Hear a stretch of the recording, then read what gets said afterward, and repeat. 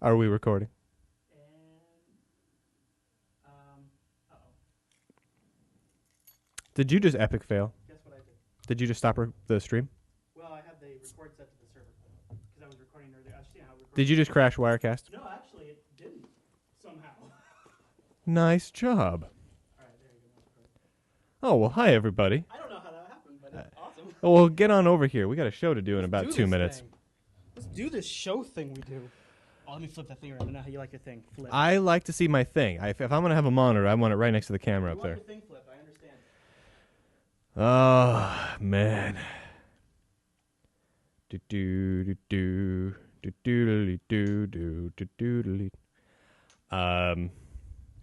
Yeah. All right. All right. And we're on the internet. Nothing like doing it live. Ooh, Sam Adams, good choice, sir. Little toast before we get rolling. 3-year anniversary. To 3 years. Nice. You're drinking a beer, I'm drinking balls. It's like every other Saturday. All right. So. Yeah, people like it when I boss you around. That's the general rule of thumb. They're like, yeah? boss him around. Okay. Tell that Chris what to do. Great. Smack that Chris. That's what we need more of. That's what we need more of. What right. I think we should really do, I think that'll make the show a lot better overall, is what we want to do is we want to give Brian a bigger head. Yeah. Make his ego as large as possible. That makes sense. Always refer to Brian in the third person. Okay. Always.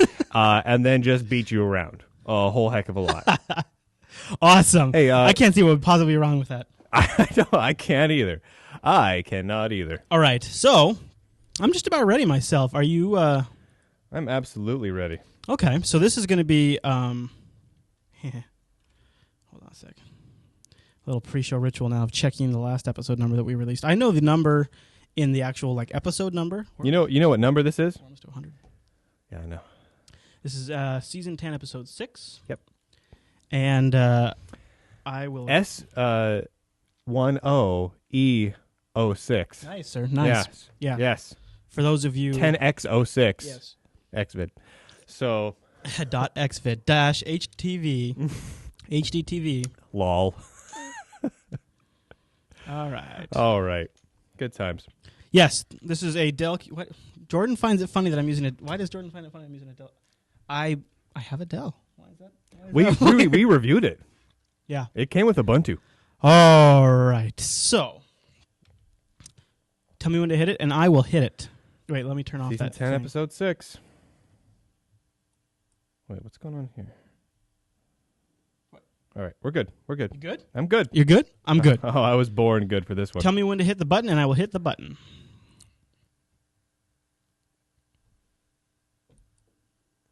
And welcome to Season 10, Episode 6 of the Linux Action Show. My name is Brian. With me, of course, is Chris. Hey, Brian! A biodegradable, solar-powered netbook runs Linux. Solar-powered. Biodegradable. Biodegradable? Yeah, check this thing out. So it's made in Spain, and they're kicking around a price point of around $200. It has a MIPS processor clocked at 400 megahertz, 8-inch screen, which is an 800 by 480 display. Yeah. And, Brian, it runs Linux. Very awesome. This is the MIPS. The MIPS area is one spot where Linux is strong. And, Chris, stop talking for a second. Okay. Why is it biodegradable?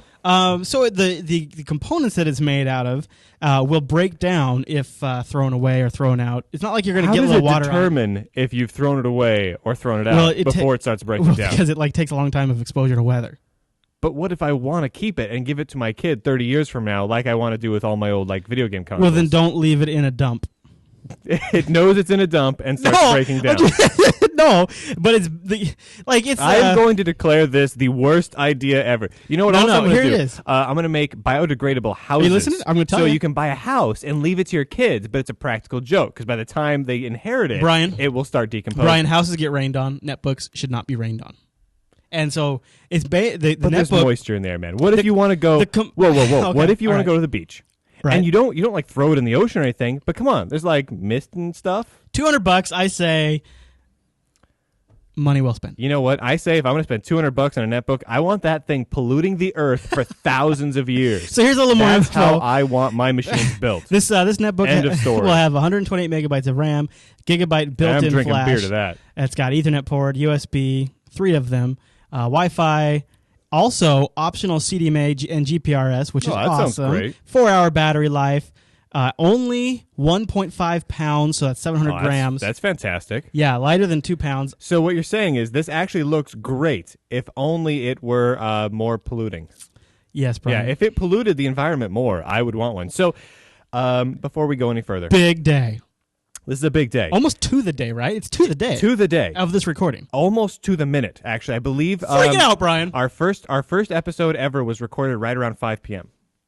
Oh, wow, look at you. Yeah, so You're probably right, yeah. So this is our third anniversary. We've been around for 3 years now. 3 years here of we the go. big show. Of the big show. And you know what? It's awesome. It's awesome. Yeah, it is. It's really cool. I think when we started Linux Action Show, we were just wanted to put something out there just to discuss Linux. You know, actually, we weren't the first Linux You remember what the podcast. original idea was? You wanted to do a system administrator show. Yeah, you're right. Yeah, you're right. And that was the whole point of it. It wasn't about Linux necessarily. Well, it was going to be heavy Linux system admin show, but yeah. it was going to be a system admin show. Good memory, Brian. I forgot about that. Yeah, and in fact, we were for a long time were kicking around like the system admin podcast. We're trying to come up with these different names. Yeah. And we weren't necessarily thinking Linux only because there were already Linux shows out there. Right. But you know, we started that angle, Which over the last 3 and- years we have obliterated, by the way. We've just decided, you know, Sorry, as we guys. did the show, as we started to prep for the show, it really I just remember the whole thing about it's really about Linux came into That's focus. what it came to be, yeah. And that's where the name came from. Was, you know, And we decided Action. on the name like right before Yeah. we actually recorded the first episode. Right. So in the first episode ever, and we need to get together like an archive DVD where we put like all of the old historic shows on. Thanks for reminding me. I did just that, and I will try to link to it in the show notes. Not a DVD, which I think we might do some like a best of DVD Yeah, coming up. for sure. But I took all of the old shows, which are no longer on our server for storage space, and I have uploaded them all to archive.org. So from Awesome. episode 1 to 90, and 90 was like a part of this season, are all on the Internet Archive, and I will try to link to those in the Awesome. show notes. I'd forgotten all about that, so I'm glad you That's reminded rad. me. Now, and some of those early shows were pretty rough. They but were the great rough. part is, episode 1, we got the URL for our own show wrong. You know, longtime listeners that are on Twitter, They mention bring that up every now and then, They don't yeah. like it. And you know what? As they should, because that's ridiculous. That's ridiculous that we start a podcast and like halfway into the show, we Yeah. don't even remember And then what I was, our URL I was at the end of the episode, we were going to give out our email address, and I couldn't remember if we hadn't set the email address yet because the show wasn't going to be out for a couple of days, and we just thought, well, we'll get to that when we get to it. And then I realized, think we have to came give up it out. with something, and then we We added just- it we later. just did it, yeah. I remember I had to go home and add that real fast. No, we Good recorded the Lord. first one at your house. I'm pretty sure. Did we? I think so. I thought we did it in your living room. Oh man, I can't remember. I was too young then. I know those were the days, but Back when I was 27. so it's Holy Lord. it's up on archive.org, and they're up there in. Well, here's the thing. They're in different formats. Yeah, they're in different formats. But that's fine. Archive.org takes care of the encoding, and only a few of them didn't make it into OGG for some reason. I don't know why.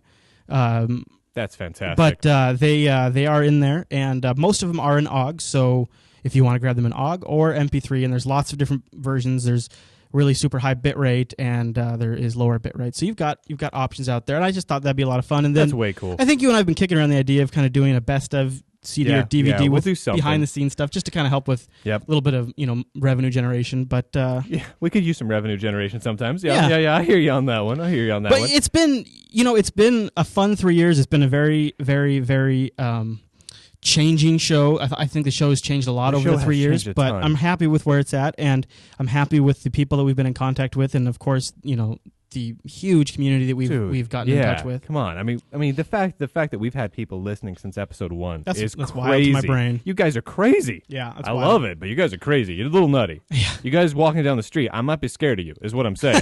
but you're cool, so I dig it.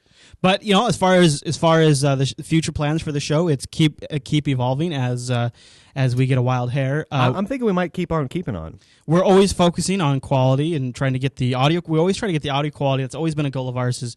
Is good audio quality. Even sometimes it's slightly larger file sizes. Now we're starting the video stuff. It's very, very early. Yeah, we're getting there. But we're getting into it. It's actually not too shabby. No. I mean, really. No. I mean, even when compared to the other big boy networks, we're actually comparing pretty favorably by comparison. Yeah. So I'm you know what it is really. for me is I say it like that because if it was my choice, we would have somebody running a board back there, and whenever we talked about something, an image would fly up, and then we'd release these in 1080p online. When I say it's not where I want it, it's because where I want it would require is ridiculous, hundreds of thousands of dollars. It's ridiculous. But where we have it now, it's very functional, and it gets the job done. So. I mean, we've got a dedicated recording space. Mm-hmm. We've got good sound equipment, decent video equipment, a great editing process. It's Bob's your uncle. I'm pleased, and Bob is going to be now and forever my uncle. And we will play some voicemails towards the end of the podcast that people have left regarding the 3-year anniversary. That's exciting. Maybe even take some live calls if there's some interest in the live stream. Absolutely. So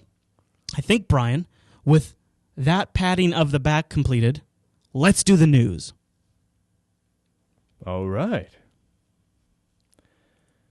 When are you guys going to get a show on G4 already?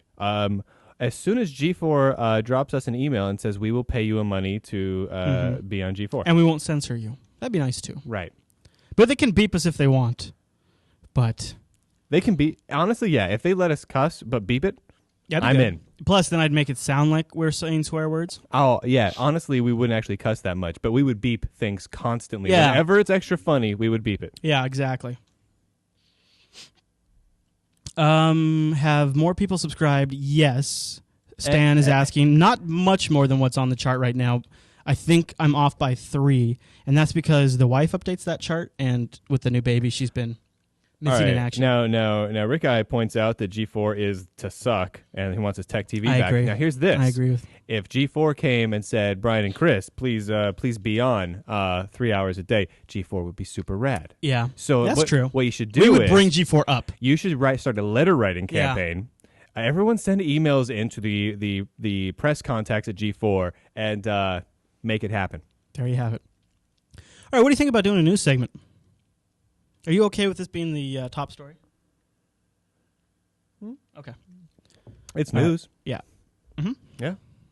News is news. I'm not going to say this in the show, but I'm a little disappointed. So about that? I'm creating like the night before the show ritual where I've really gotten like my Google Reader, like it's just for the Linux Action Show.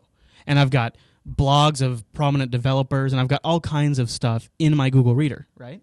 Sure. So I can kind of try to get a large cross-section of news stories that I think we should cover. Not that I'm not watching throughout the week, but I do a once-over if I have a little bit of extra time.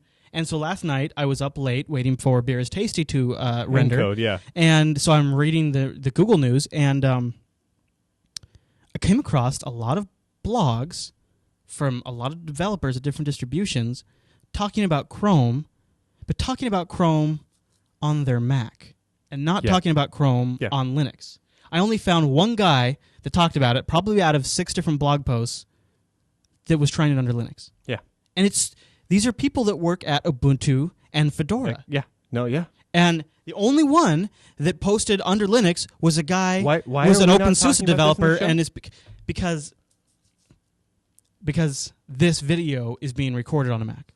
So I feel bad for harping on them for using a Mac. Dude, we're streaming from a Mac. We're media people. We're not. Dude, I mean, come on. Here's you the want to thing. talk about it in the show? Yeah, absolutely. What's the chat room thing? Chat room, should we talk about that in the show? We're talking that. Yes. All right, we're talking about it. Brian says we're talking about it. We're talking about Okay, we're talking about it. Because it's totally valid. All right, here we go. All right, so let me cue up the recording, and I am ready when you is. That might just be the Samuel Adams talking, but we're going to talk about it on the show. Tell me when. I'll hit the big red button. All right. I actually edited through VNC the other day. Not just really, really light stuff, but like chroma key. Did you really?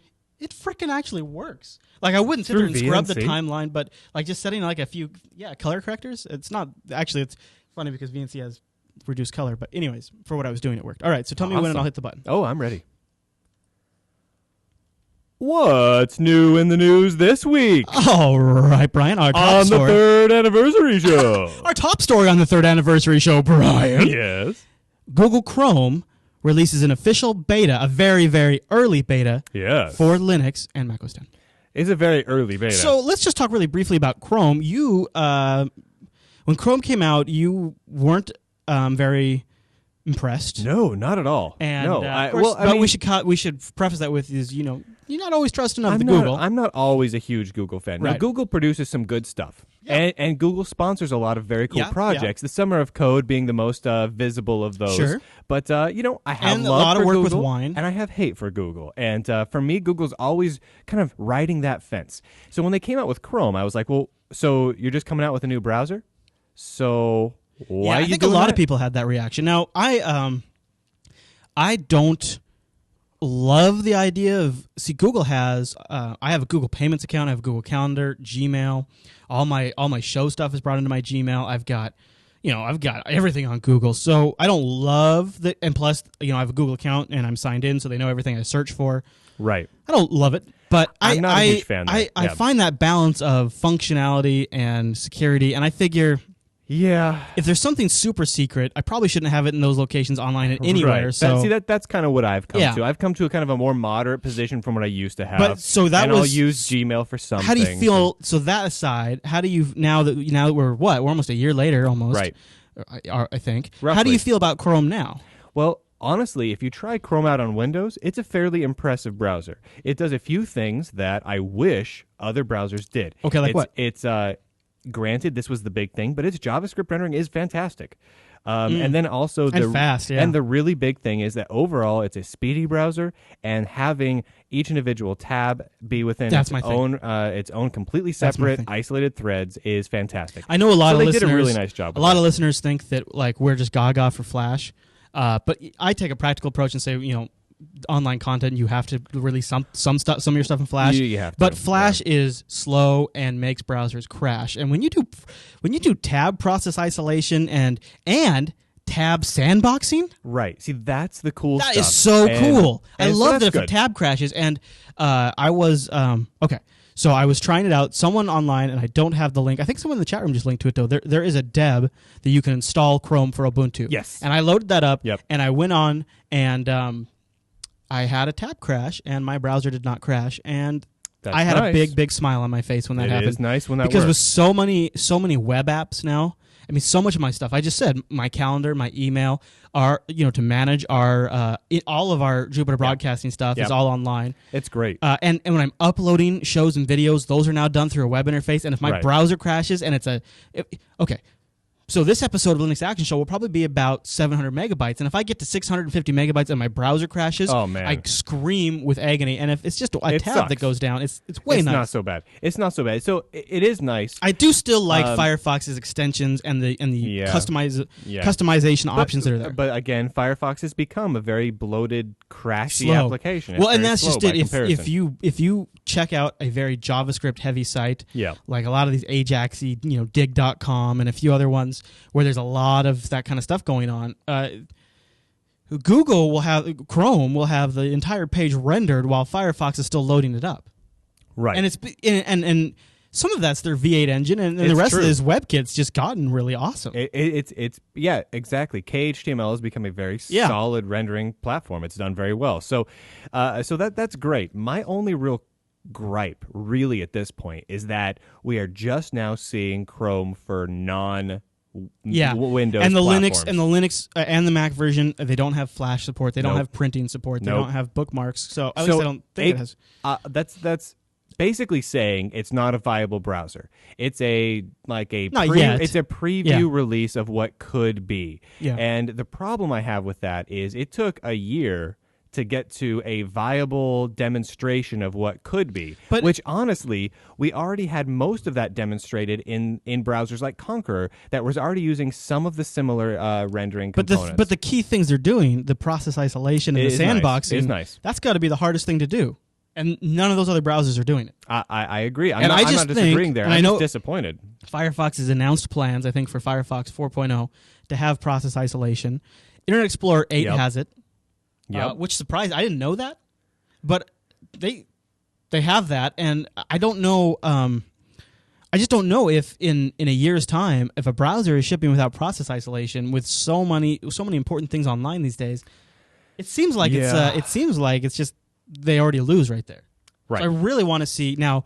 One thing you can do if you really love Firefox is you can utilize Prism, which sets up separate Firefox processes, but still, they can't use the extensions. It's a very different deal. Yeah, no, it needs to happen, and it's something that they'll get to. The real problem is, of course, it took so long, and they've been kind of complaining about it. And they've been whining about it nonstop. Now, I mean, I whine. Let's be straight about this. Yeah. Any good dev who spent a lot of time on a platform has earned the right to whine about the platform. That's part of it. That's part of growing up. You know what I'm saying? It's like a boy who goes through puberty. You're allowed to whine about the fact that you spent 2 years with your voice cracking and changing. Yeah. You're allowed to. It's something you earn.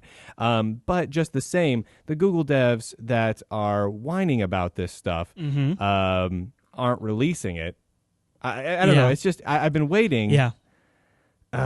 It's just disappointing. And so I thought when they were going through all this, I thought my initial thought was, are they working with a community? And it is. There are a lot of people outside of Google working on Chromium as the Chromium. Yeah. And so I was pleased to see that it actually is being done out in the open, which gives me some reassurance. But that it'll happen. There's some heavy lifting that that the people at Google are on payroll for doing, and it's been hard.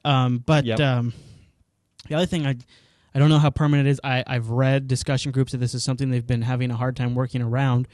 The Mac version is very Mac looking. It's that whatever that the aluminum, metal, the chrome kind of looking. It's the aluminum look. The aluminum look and different tabs of different colors. On Linux, it almost looks like the UI was exactly copied from the Windows XP version, because in XP and then in Vista, there's two different looks. In Vista uses kind of like the glass kind of thing, but under XP it kind of looks like an XP application with a big blue area. That's how the Linux version looks. On top of that, it has a title bar, which looks really out of place because on the other platforms, the UI design it shouldn't have that. Now they say it's extremely hard. It is extremely not hard. They say it's extremely hard to do that. They say it's super hard and that it's way harder than it should be, and they'd have to rewrite a bunch of crap. Custom window shapes in GTK are very, very simple. All you are basically doing is creating a pixmap mask of your window shape, and you can have it any shape you want. Now, if you want to have like alpha transparency and things like that, that can be complicated. But if you're just having a custom window shape and you want to get rid of the title bar and all the window jewelry and all these sorts of things, it is very easy to do, which leads, and it is something that pretty much any book on GTK will show you how to do because it's fun. Okay. I mean, why wouldn't you want to make something like a good example of this? You remember, X eyes?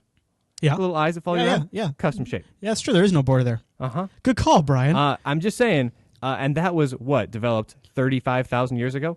So, and that's not GTK, but just the same, it is very, very simple to do. As pointed out in the chat room, what they ought to do is Google it. Yes, seriously. That's a really good idea, all right. Google Dev. So not to spend too much time on Chrome, I just wanted to kind of mention one more thing. I was telling people that are watching the live stream that before the show, I kind of go through like this pre-news ritual and try to scan blogs and of different distribution developers, try to get a sense for something maybe that I should cover that's up and coming. And I noticed on a lot of Ubuntu developers and Fedora developers. Yeah. Okay, I read 6 blog posts. Only one of them talked about the Linux version of Chrome, and it was an OpenSUSE developer, and he was also saying how to get it working because you have to do a couple of symbolic links to get it working. Right. Only the OpenSUSE developer took a look at the Linux version. 5 other developers variously on Ubuntu and Fedora were all talking about the Mac version on their Mac desktop, and that drives me nuts. It is freaking stupid. It is retarded. It is beyond dumb. It is a complete and utter waste of time, energy, and resources, and it is obvious. It is so blindingly obvious that if you are developing an entire platform or working for the company on a related project to that platform, right, you should run that OS. You run the platform. that damn platform. I know. If I am developing let's say, I don't know, Internet Explorer. Let's say I'm making Internet Explorer and I'm just doing it completely on FreeBSD. My bosses at that point at Microsoft should take me aside and say, maybe we should redivert some of those energies back to Windows and Internet Explorer, the thing that we actually are trying to build. Yeah, the same thing applies to Linux developers. Good Lord, you guys. The over the time, I've seen a few different posts. On a Mac desktop, there's VMware Fusion, which lets you. It makes Ubuntu runs great under, but it's not the same thing. It's not native. No, it's not the same thing. You're not dealing with the issues that people running on Metal deal with various hardware. Right. You're running on when you run VMware, it's a very polished, pristine hardware configuration because it's been fine tuned and it's a manufactured commons hardware because it's virtual. And when you run it on Metal, you get different results with different video cards, different audio setups, and I agree with you, Brian. It is freaking. I just wanted to mention that I just. Now, I mean, just remember, 2 years ago we went to Ubuntu Live. Mm-hmm. Probably half the machines there were like MacBooks. I would say more than half. And it's stupid. It's just stupid, you guys. I mean, come on. We've ranted about this before, but it drives me crazy that this hasn't changed. Mm-hmm. If you are a company, let's say Red Hat, Canonical, Novell, and your devs working on those platforms are using just Macs, you would either tell them to stop using Macs or they are fired. End of story. Yeah. Otherwise, you end up with stupid stuff like Google devs coming out and saying, it's really hard to make custom shape Windows on Linux. Can we just do it on a Mac? And then they just sound dumb, and we don't get the products developed, and the quality isn't good. Now, I know... Come on. I know there's a lot of... Apple, Microsoft, they wouldn't put up with that. We can't either. I know there's a lot of developers out there that are running the platform, but sure, it just gets my goat when I see And you guys are all fine. I'm not saying that. And here's the thing. I have no problem with people running Windows, Mac, BIOS, whatever. It's cool. Take your pick. Run what you like to run. But run whatever runs the applications you need. But if you are developing an application for a platform, you run that platform. There you have it. Stop pussyfooting around, you guys. All right, Brian. Freaking make me angry. So that little mini news story rant wraps up the Chrome story, but nonetheless, is that what we were talking about? I'm continuing to watch. Talking about Chrome. I'm continuing to watch it. I'm looking over at Chris's screen here, and I'm seeing the next story. another news item, which by the way is a cool news item, but I know it's just going to lead to. I need to drink more beer. So you talk for a minute, Chris. Basically, even if you're not a big Chrome fan, you don't want to run Chrome. If nothing else, it's good to have a little competition. Firefox is just like anybody else. They need a little thorn in the side every now and then to keep going. I think process isolation in Firefox is going to be a great thing. Oh yeah, and I don't know if we would have gotten that if Chrome hadn't really pushed the issue. It might have been a little bit farther out. So that's awesome. Moving on. The next story on the news docket for this week: Banshee 1.5.0 has been released, and Banshee is the planned media default player for the next version of Ubuntu, replacing Rhythmbox. Yep.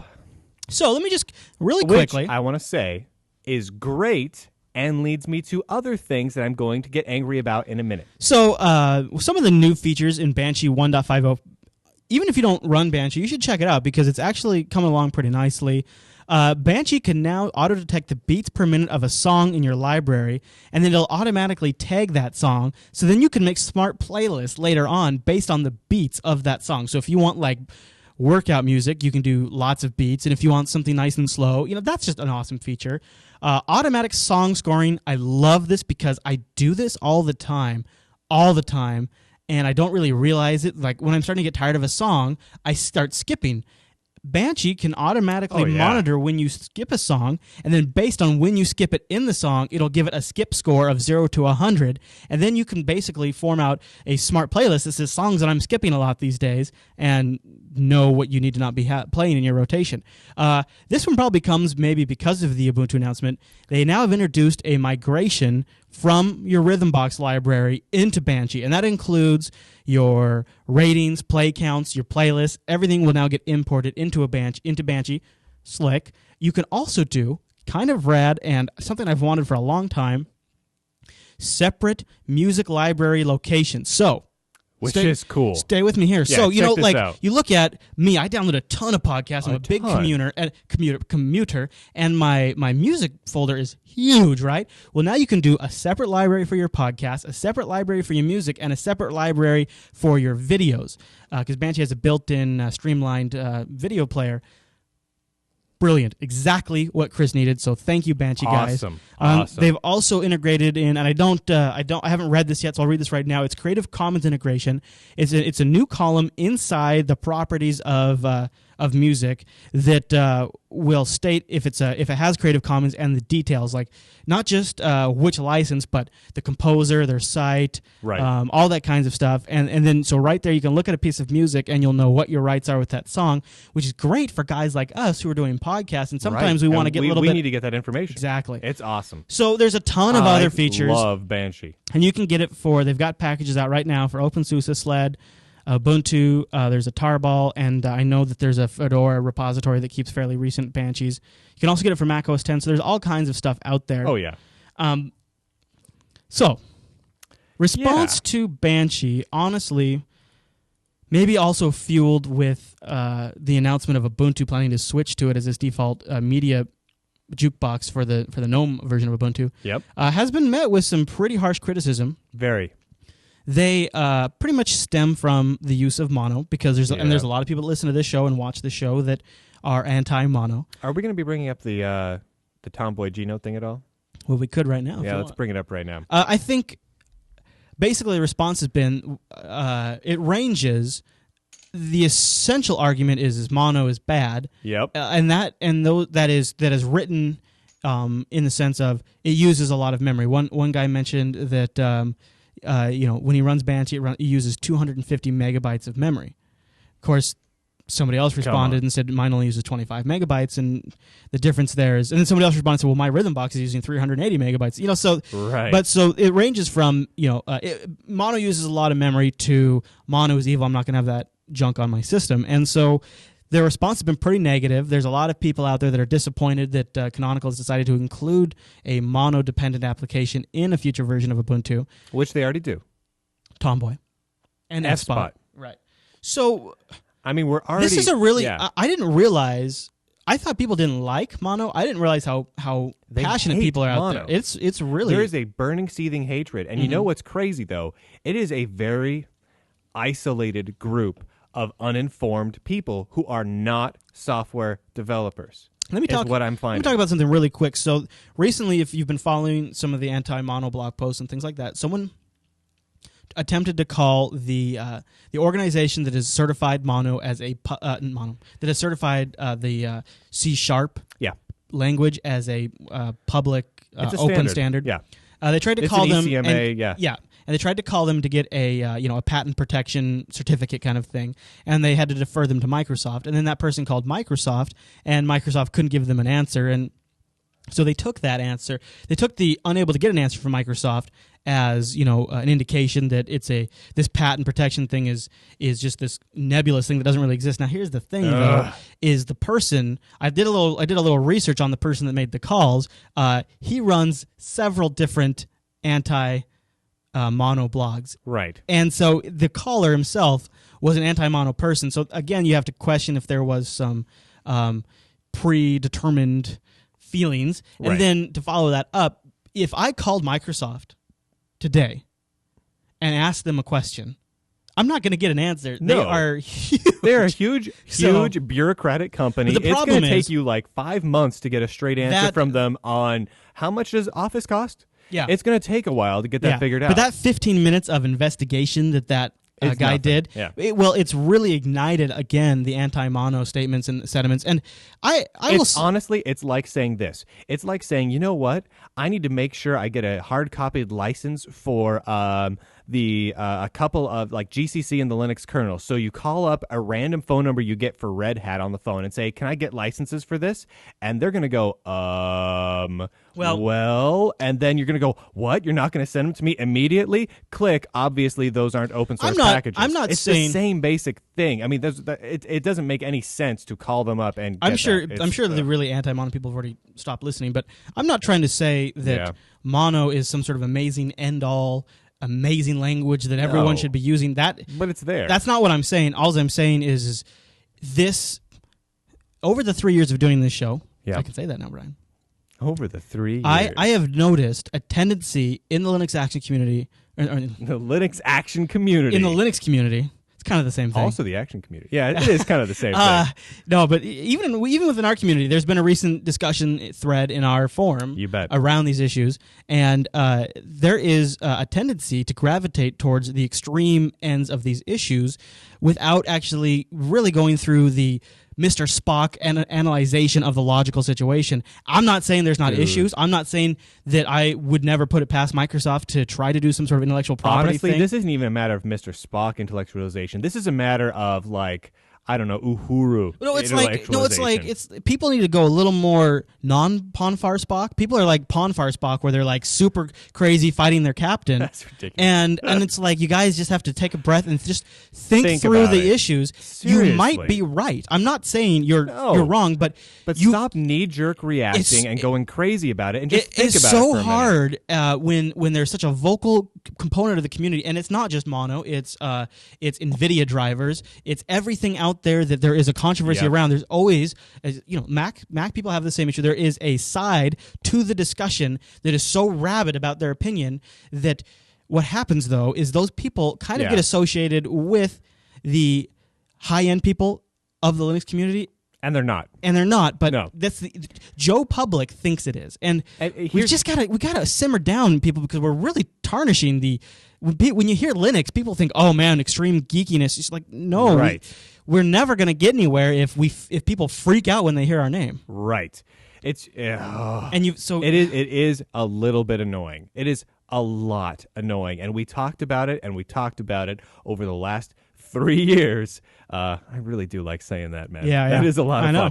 fun. And it drives Okay. me crazy that it's still going on. I agree. So So here's something else that's all happening. right, So okay. Oh yeah, Tomboy. So This is a news story for sure. the upcoming release of Fedora, not Fedora Core. I'm gonna still say go back to Fedora Core. It was cool having Core that is word awesome. in there. It's a cool word. We should do Linux Action Core. Linux Action Core. No. We're not going to do that. That doesn't make any sense at all, Chris. It's a really weird that you brought that up. My bad. Actually, yeah, My no bad. problem. They're dropping Tomboy, the ubiquitous, best of breed, super easy to use note-taking application that's built into every GNOME distro on the planet. Yeah. They're dropping it. Probably one of my favorite little quick apps for taking notes. And they're dropping it because it uses GNOME.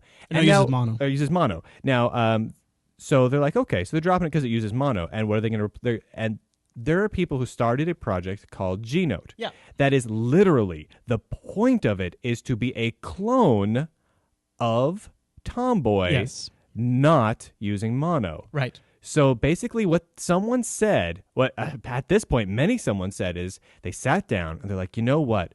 We have this great application that works really well, has been distributed in many versions of many distros, and everyone loves. We should really scrap it and replace it with something that looks like exactly the same thing to everybody. Such a waste of So we time. just wasted developer resources, technical writer resources, QA resources, Yeah. so many resources. We just on purpose wasted because, of course, there's everything else in Linux is so perfect. We're just going to go start rewriting everything for no reason. There's no functionality gain we're getting here. There is none. Now, some of the people They say less memory usage. are saying it's memory usage. The memory usage is trivial. I mean, really trivial, to the point of using that as an excuse, while technically accurate, proves that you are retarded. I'm sick and tired of Yeah, I people agree. who are going out there. I mean, come on. I bought a netbook. Yeah. It came with a gig of RAM standard. Upgrading it to 2 gigs cost me $20. Mhm. But even with a gig, you still have enough headroom. Oh, yeah, on there. plenty. Yeah, it's No problem The here. argument. Now, one of the people. I'm going to go straight on this. Running mono develop on this netbook. I am developing mono applications while running F-Spot, Tomboy, Banshee, and many other Yeah, I mono know. apps simultaneously, along with several Qt apps and other GTK apps, all at the same time. And do I have any memory problems? None at all. Now, is it an issue with space on the live CD? No, it's not. You know why it's not? Because every other distro on the planet does it just fine, and this stuff we're talking about is not that big, which means that that they are not. The people putting together the Fedora project in this instance are lying, and that pisses me off. Now, if they want to say, we don't want mono anymore, that's fine. Come out and say, we're taking mono off the distro because we don't think it should be there for moral or religious reasons. Fine. Just say that, make your case, and move on. Great. Don't come out and say, oh, well, it's space issues. Memory. It's a little, we can't afford to have it there. Even though we had it before, we can't afford to have it there. But it's still going to be there because, and stuff. It's like, come on. Are you guys friggin' serious with me? Get real. Be at least honest to yourselves about what it is you're doing and why you're doing it. And the end result will be your distribution will be better than it is right now. Because let's be clear about this. Crystal clear. Ubuntu has beat you into the ground in usability. The people, for the most part, who were using a version of Red Hat something or another aren't anymore. They just aren't. And it's not because there aren't great people working on the Fedora project. I'm friends with some of them. Very cool, very smart people. Some of the best projects going on in the Linux world right now are happening primarily over in the Fedora camp.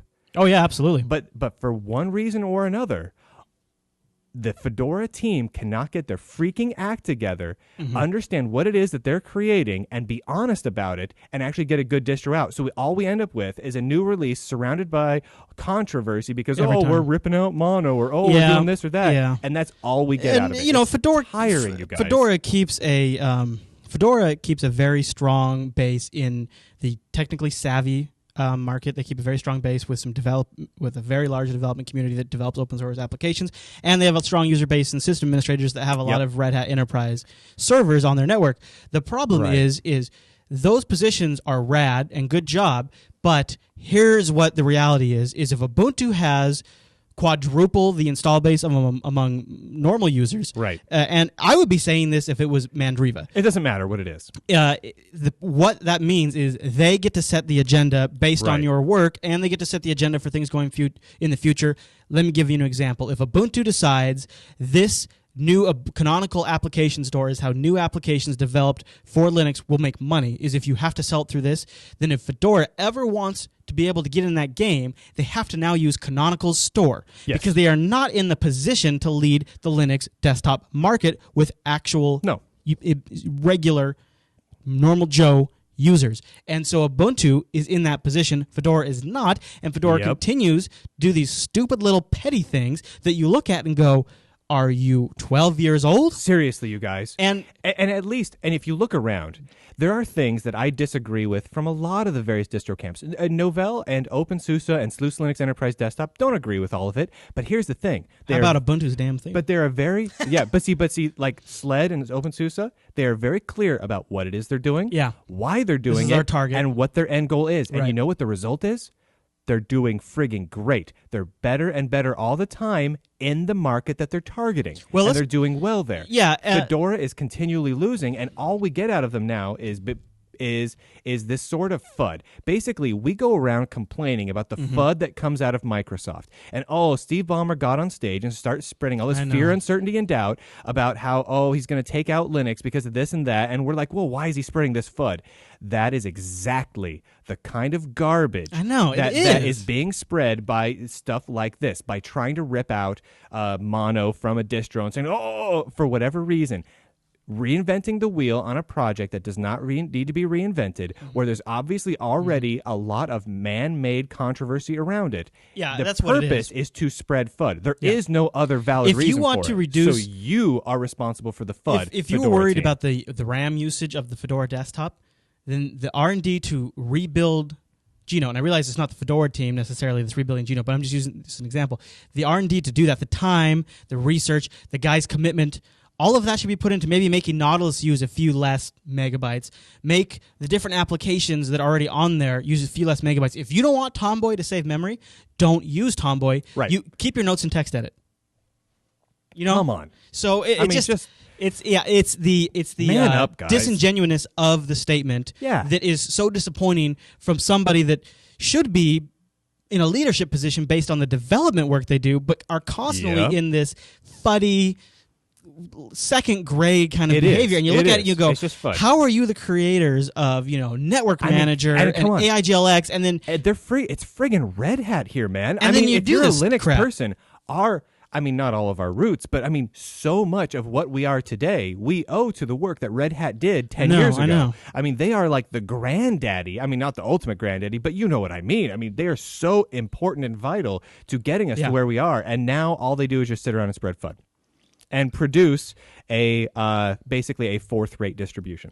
Well, that's what we have. Fedora. Right now. Red Hat Enterprise, and But who see- knows? but Maybe see, Fedora even- 11 will be awesome. Sans even, Tomboy. even if you get to the Red Hat Enterprise things, from everything I've seen, the OEMs are like, well, or we could just go with Novell and they're cheaper and provide us with more functionality and better support. Well, and they're losing out. To that end, the next story on the news docket, it kind of backs up what we're just saying, and I didn't plan this at all because I'm not actually done with the Red Hat thing, because I still think there's more discussion to be had there, but I just wanted to point this out.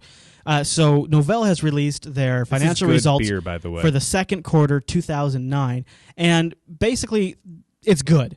Yes, it is. They made $18 million compared to $2 million that they made in the same quarter in 2008. Yep. I call that growth. They made $18 million. I think it was... And out of that $18 million, I'm checking the notes here, but I'm pretty sure that almost 17% of it, 17 million of that 16 million. 16 million of that 18 million came from their Linux sales. Yep. So their Linux sales are doing crazy great. Yep. So basically we're looking at, what is it, like 800% growth? Yeah, it's crazy, yeah. Yeah. So I'm like, okay, I'll accept that. And again, the thing is, they've been clear about what it is they're doing. And even when people disagree with them, they listen to it. Sometimes they change course. Sometimes they stick to it, but they're very clear. Well, this is why we're doing it, so let's take the course of action that makes sense. So does that mean that Fedora won't have FSpot? Because FSpot's really kind of the best photo. Well, according to what K-Photo, they said, that means that they're going to lose FSpot. There's going to be no Banshee. There's going to be there's no Tomboy. They're losing all sorts of stuff. Now, those Novell results having been said, they still are not making as much money as Red Hat, who is doing fantastic as well. But right. I do think it could be considered an indicator of a trend that Novell is reaching a certain market segment with their products. And so how's Red Hat doing? So Red Hat had, for their second quarter of this year, they had a 29% gain of 164 million total for the quarter. Okay. So they're doing fantastic. And, No, it's a good and as gain. they That's should, because very respectable. what we've set aside of Fedora, the Red Hat Enterprise is still a very respectable product. It surely is. It absolutely is. And I don't mean to hate too much on Fedora, because I used to be a full-time Fedora user. I've just been really disappointed on and off. I go through these periods where I'm happy with Fedora and I'm pissed at Fedora. Hey, when we started this show 3 years ago, I was mostly using Fedora. Yeah. Fedora Core 6 was my main distro for a long time. All right, Brian. So the next story on the news docket for this week. What is it? Amarok 2.0 has been released. So we've got Banshee and Amarok out. Nice. And, it's like music playback weekend. Yeah, exactly. The things that they've really focused on this version of Amarok. Now, this is the one that's really, meant for general distribution on a KDE 4 desktop. They've made a lot of surface changes for UI. Yep. The way the playlist generates is a lot faster now. They've cleaned up a lot of the context menus you can get where you get more information, things like that. They've added a lot of integration with Last.fm, which is very cool. They have? Yep. Yeah. They've also, and this is, I forgot to mention, one of the reasons Banshee's gotten a lot of traction, especially with Ubuntu and Amarok, is their music player device support. Yeah, they have good support. And which they've continued to work on. The artwork where you download and you add a album to it. Before, when the album art wouldn't necessarily sync over to an iPod, they've fixed that issue now. So now album covers on the iPod are back and they're rocking. And there's also some early work to configure the G1 Android phone through Amarok, which you can also do through Banshee right now, which is very cool. So you can grab Amarok 2.1. There's lots of different packages out there. If you're an Amarok fan, you're going to love this release. Absolutely. It is a good release. I'm not a huge Amarok guy, mostly because, and to be honest, it's mostly a UI thing. Yeah, I get into Amarok, and I think, you know what? This is some very cool stuff. Has a lot of cool tools, has a lot of cool functionality, and honestly, I get why people really like it. Like you can see it. It has like whoever designed There's it power there, too. obviously You can tell it can do a put lot. serious thought into how it was Yeah. laid out and how it was created. Right. And I like that. It's just not my style. So I go for more Banshee. But honestly, if Banshee's not quite doing it for you, Amarok's really worth checking out the new one. I Because agree. 2.0 was cool, but had some issues. 2.1 is much more worth checking out. Yeah, for sure. Much more worth checking out. And especially if you're on KDE. Is that 4. even a real phrase? Much more worth checking out. It is. I don't think that's real, what I just said. Well, you just made it real. I just made it real. Not to be too meta. It better but be on you just made it Wikipedia real. pretty soon. That's all. All right, Brian. The next story on the news docket is I love these stories. Linux makes the grade in California schools. Well, what does that mean? Does that mean it got to be? So there has been an ongoing migration to Linux in a terminal services environment out in a Santa Rosa school district. They're Yes. switching from NT4 to Ubuntu Linux terminal server project. That's quite an upgrade. And they say just based on how smooth the transition has been, the grade that they would get is an A+ already. They're grading them. I think that's adorable. I just think it's great using Linux terminal server and replacing NT4 because, wow, I can't believe they're still using NT4. NT4 terminal NT4. server edition was Holy moly. something I worked with years ago, and it was, oh my gosh, well, I mean, awful.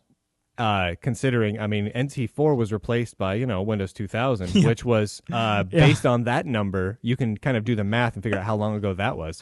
Yeah, so they're delivering Linux desktops to the schoolrooms and to their libraries, and students can use it obviously for their basic research and things like that. And it's very cool.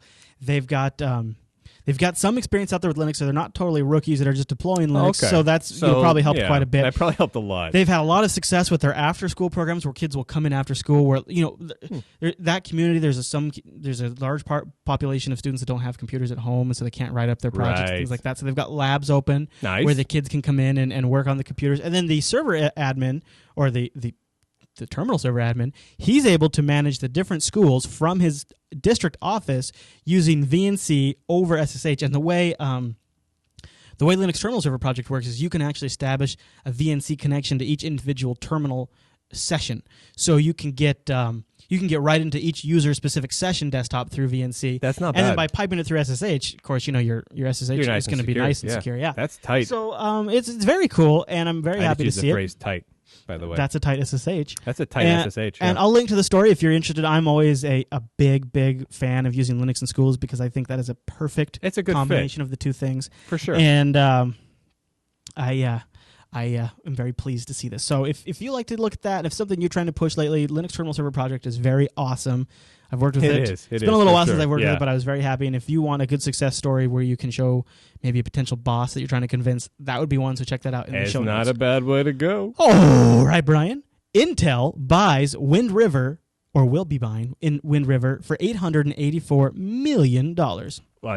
Really? So Wind River, if you're not familiar, they are one of the top providers of embedded Linux, not just the operating system, but also like an SDK and development platform that maybe people that aren't even fully familiar with Linux can still develop applications for an embedded device. And these range from firewalls to anything where there's a Linux operating system. Wind River is one of Wow. the top sellers of this, and Intel's coming in and making a huge play in this total huge market, and they are buying $884 million. Yeah.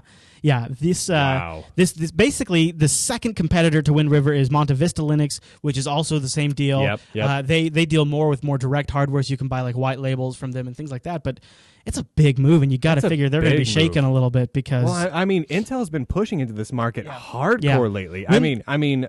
Just with the Moblin project that they Mm-hmm. did the new release just recently, it's one thing after another with them, and it's know. kind of cool. So Wind River has 1,600 employees. They have their clients include Lucent, BMW, Boeing, Mitsubishi, Motorola, NASA, Yeah. Sony, Verizon, All these these different things that need good embedded systems. Yeah, so it's a huge move, and it's really interesting to see Huge. not just a chip maker, but that's their primary business. It's interesting to see a primary It's an chip embedded and platform going after this. maker system. Well, they get thing. I guess they figure if they can ship a system that includes their chip and their software. Oh yeah, you can't go wrong there. But whenever Intel throws weight behind Linux, we seem to. I can't really think of one instance where we've had It doesn't go wrong. something bad come no, from that. no, absolutely not. So I mean, come on, how can that go wrong? yeah. You know what I'm saying? So and hopefully them being the makers of the Atom, we'll see some movement on the netbooks because I don't like the way things are trending right now in the netbook market. They're trending great for non x86 based, or even some X like the Vias, but like the MIPS and the ARMs. Those are all Linux netbooks. But those really are a very small share of the market. Yeah, and everything in the market right now, for the most part, is Intel Atom based stuff in the netbook market, and those are all trending XP almost. Well, and then so we talked last episode about Asus. It's better with Windows campaign. Yeah, and that's some fun times right there. I guess Asus had a netbook with an ARM processor on display at some sort of like netbook builders convention, and it was running Linux. And then later on, the CEO of Asus, I think it was the CEO of Asus, was at a Microsoft convention, and he was confronted on why did you just show a netbook running Linux, and he apologized and said they don't intend on shipping that one. Yeah. What? Seriously. He apologized for even displaying a concept product running Linux. Right. Asus, what the heck? I know. Could you not? Please? A little annoyed. Okay. So the last story on the news docket for this week. Oh, this one's kind of cool.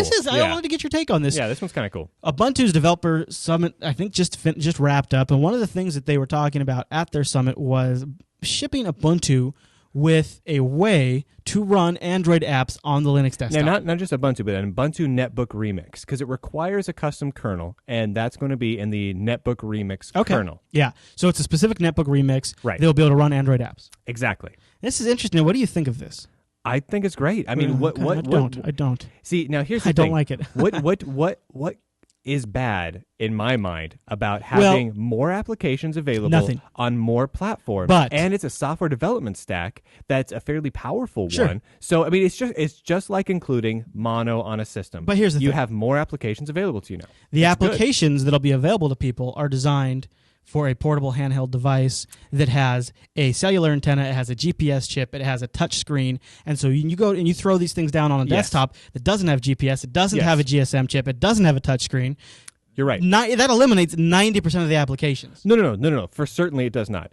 Most of the applications. If you look through the Android marketplace? Well, yeah, but most you of can the use keyboard and mouse with this, but it's still going to be lame compared to what the original author intended how the application to be used. In most cases, it's not going to be the same experience. Well, so here's the thing: most of these Android applications were developed with the SDK in an emulator, without GPS and without a touchscreen. I understand. So when they were designed and developed, they were developed in an environment that more closely resembles this. But so many of them do require or do have that functionality, or a camera. They do all these different things that you expect to have, and which can be done still. Webcam. It's gonna.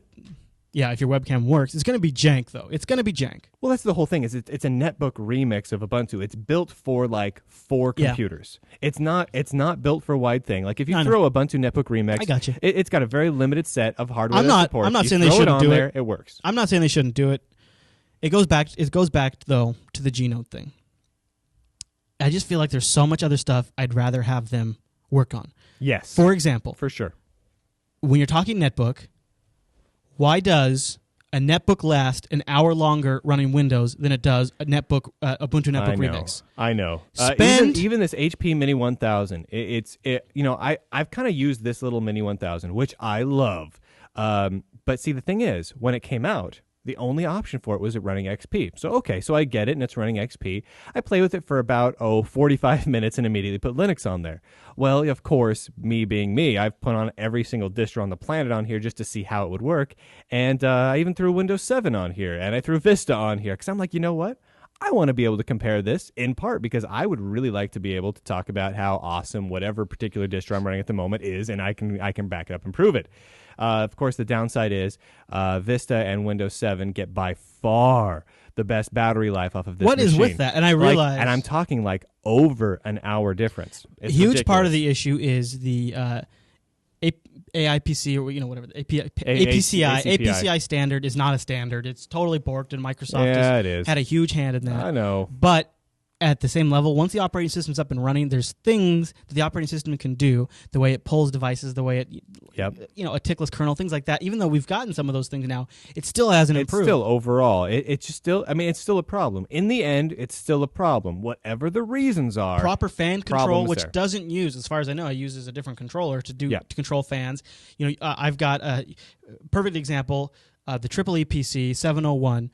The fans will kick in way sooner on an Ubuntu Netbook remix, which I have on there right now, than they do in XP. They just stay on full speed. Yeah, and in XP, they come on, but they're variable, and they shut back down. Which and means that you have your Triple E running crazy loud. The reason I don't have the Triple E in front of me right now is because I have Ubuntu Netbook on there, a remix, and the fans are so loud that they show up on mic, and it sounds like we have an audio hum. So I can't use that device to do the show. You could if you ran I put Windows. XP on there, but I'm not going to do that. No. So it's ridiculous. So but I'm like, great, Android apps are awesome, but maybe spend a little time on that too. I really don't think that making the Android apps work under Netbook Remix is all that much work. Okay. Basically, what they're doing is they're just doing a VM, right? They're porting over. Essentially, they're bringing over the stack.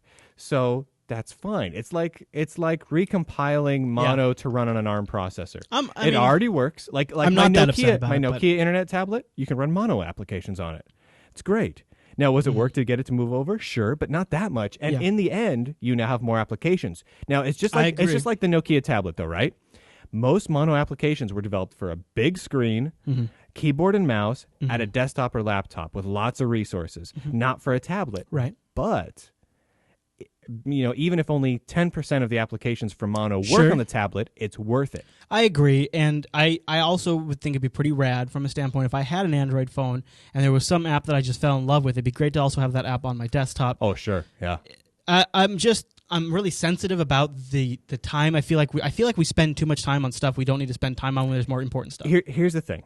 Here's for me is a really big thing. All right. So I agree with you completely. Wow. Okay. But well, I thought you were just like, no, I wasn't going to give it to you that easy. So now I rant and rave about companies wasting their time reinventing the wheel. But in this case, we're not reinventing the wheel. I know. It's adding cool new features that aren't available anywhere else. You're right. That's neat. Yes. Now, if we had a situation where it was like, okay, we already have a that could run on a netbook already, a Android environment that already runs, and they're recreating, and you're like, we know a way we want to do this different, or this is our code now, and they were recreating it. I would smack them upside the head and be like, what the heck? Are you doing? It's not that, and it's not right. It's a little different. No, so it's okay. It's gonna be cool. It is gonna be cool. I do wish they were spending their time on other priorities, but just the same of all the things they could be spending time on, this isn't that bad. Even as a non-Android user, maybe now I'll get to try out some Android apps. So it's cool for me. Yeah, exactly. I mean, you already could do that. You can go grab the emulator. That's true, huh? Yeah. Yeah, it's free, isn't it? Yeah. Yeah, the SDK. Yeah. And on that, can you use the store and download the free apps and stuff like that? I don't know. I haven't tried that. Oh, that'd be cool, though. Yeah, it would be cool. All right, Brian. Well, that's all the news. That's it? For this week. That is all the news for the last 3 years. Did we lose everyone in the chat room over our various ranting? Oh, heck no. They're with us. It's already a 55-minute show. Hey, man. It's an anniversary. I should have done the Palm pre-runs Linux. Right? WebOS is Linux-based, isn't it? Yeah. Yeah. Man, way to screw up. I know. Meh. I really messed up. I'm going to hook up the audio for this thing. So hopefully all right. Hopefully there'll be a little buzz. Listen on your thing and tell me how the buzz is. All right, I'm just going to hang out here while I'm going to listen to my thing. Listen to your thing, Brian. So how you guys doing? You guys hanging out? Are we going to take some calls? All right, guys. So here's the thing. Project Morris, N. Vikram, Null, and JZA all said that you guys would call in. Is that still the case? If so, hop into the chat room, say yes. Those are the names right there. If you want to comment on any of the news stories we just covered, if and you have your take on it. Anyone who has a comment on any of the stuff we've been raving about, any of the news stories, go ahead and hop in. What's the Skype handle there? Linux Action Show. Wow, how easy is that? Linux Action Show. Does not get any easier, Brian. All right, so feel free to hop in and feel free to call. Do not be embarrassed. Just hop on in and call. All right, Project Morris is calling in. Look how good that is. There Man. is Project Morris. There he is. How you doing, buddy? Can you hear us? Yo, Project Morris. I see you. I see. Can you hear us? Yeah. Are you waiting? Yeah, I've got a kind of strange feedback thing where I've got. Yeah. You're right. You're gonna hear The yourself. show running. Are you also listening on the stream? You're gonna hear yourself a little bit. Yeah, go ahead and mute the stream if you want to get rid of the little feedback. Well, echo. he might also be coming back through the board too. No, it's cool. I've sussed it now. It's I've just turned on the volume on the Ustream There you go. Nice. So okay, we're not guys. recording yet. Just want. Can I do video as well with this? Oh yeah, Yeah, if you want to. why not? I don't know. I might have video off just to save bandwidth, but you can Oh try. yeah. So hold on. Hold on. Chris is gonna hit record, gonna hit- and then I'm gonna hit record. we'll intro you, and you could set your words in motion. Wow. Oh yeah, we need to intro the segment real quick. Oh too. yeah. You can hang tight with us while we intro the segment, man. Okay, no problem. You know, Brian, I think it's time. We've talked about a lot of stuff, so I think We it's time have? to take some input from the people in the live stream. Oh, and we've also yeah. got some voicemails today. We've already got somebody on the line, and that is one Mr. Project Morris. Hey, Project Morris. What's happening, man? How the heck are you? Hi guys. First of all, congratulations on 3 years. Thank you, sir. How yeah. cool is that? It's pretty awesome. Yeah, it's awesome. I'm gonna be honest. Yeah, we Pretty thought awesome. about it. I made a spreadsheet earlier, and Yeah. it turns out, it is. Crunch awesome. the numbers. Yeah, I did a little open office calc on that one, and yeah, it came out pretty good. Good job, buddy. Yeah, it came out in the well, positive. I am just so pleased that I found you guys on the internet because this is something that I've never seen or done before. You know, the regular shows are just so cool, and it is so augmented by the beer is tasty and the cast master, which just makes it such a hook. And I just Nice. can't stop watching you guys now. I started with what I kind of found you on YouTube, Oh, okay. and then started going backwards through. It's like finding an album of a band that you really love, and then you start going, "What was the previous album? What was the Nice. album before that? What was Oh, the that's album awesome. before that?" And We're you just like kinda see crack. People's hair grow, and their trousers get wider at the bottom. Hey. And that's just so cool. Wait, what? Yeah, You know, that's good. That's cool. That's, that's why we You know, we started doing stuff on YouTube for that reason. T-shirts right at the start, and that's just so cool. Now, I'm really pleased that you're doing this stuff. I must admit that I used to be a Unix sysadmin Sure. for Okay. SGI and Sun stuff. And initially, I come from a Windows background. I thought if I ever could go back in time, like a Terminator, I would find the guy with the open-toed sandals and the tie-dye T-shirt and kill him. But it's not, once you've got your head around it, it is Yeah. so cool Yeah. and so powerful. Way And to take that a is- stand on that's that, by the beauty of way. Linux. Yeah, absolutely. I totally agree with you. There was a period for me too where I felt like this is more complicated than it needs to be. This is really designed Yeah. really weird. Like there's still some things like that. Like I still find the file system to be kind of weird, but you're right. Once you kind of wrap your head around it, it is. Yeah, once you Linux get and it. Unix are really powerful tools. Once it clicks, it clicks. Yeah. Indeed, and I was very fortunate that I had a really clever mentor in the job that I was doing. Oh, good. And I think if you've got like a support group, like they have these Linux user groups, I think that is such a cool way to learn about the product Yeah. you get into. Oh yeah. Now, okay, flip that over, and you've got the Linux Sucks show. And I fully subscribe to that. I've just done a major. I apologize to everybody. I run a Mac, but I've just done a major upgrade to my Mac, and my screen didn't go off, and the sound still works.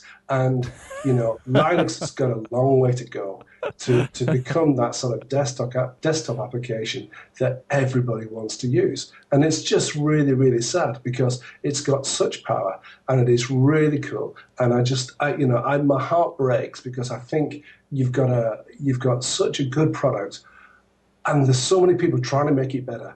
And I just think somehow they're just tripping over themselves, and it's just so sad. Mhm. I think that's kind of where the source of our little mini rants we did today kind of came from. Our Is it- intense frustration. It feels like Yeah. that sometimes, but then if you take a step back from, you've taken like a 50,000 foot level or centimeter, whatever you guys more, use over there, or much more. If you look way back, like from space, and you look at the progress, liters over there. You do 50,000 liters. Yeah, 50,000 liters. Yeah. You do see the progress, but when you're in the thick of it and you're checking the news and you're reading the blog posts, it just seems like you're so stagnant sometimes. Yeah, nothing's moving. But then you look back and you're like, oh wow. I mean, come on, things have come a long way just in the last 3 years. Mm-hmm. So there is progress. It's just.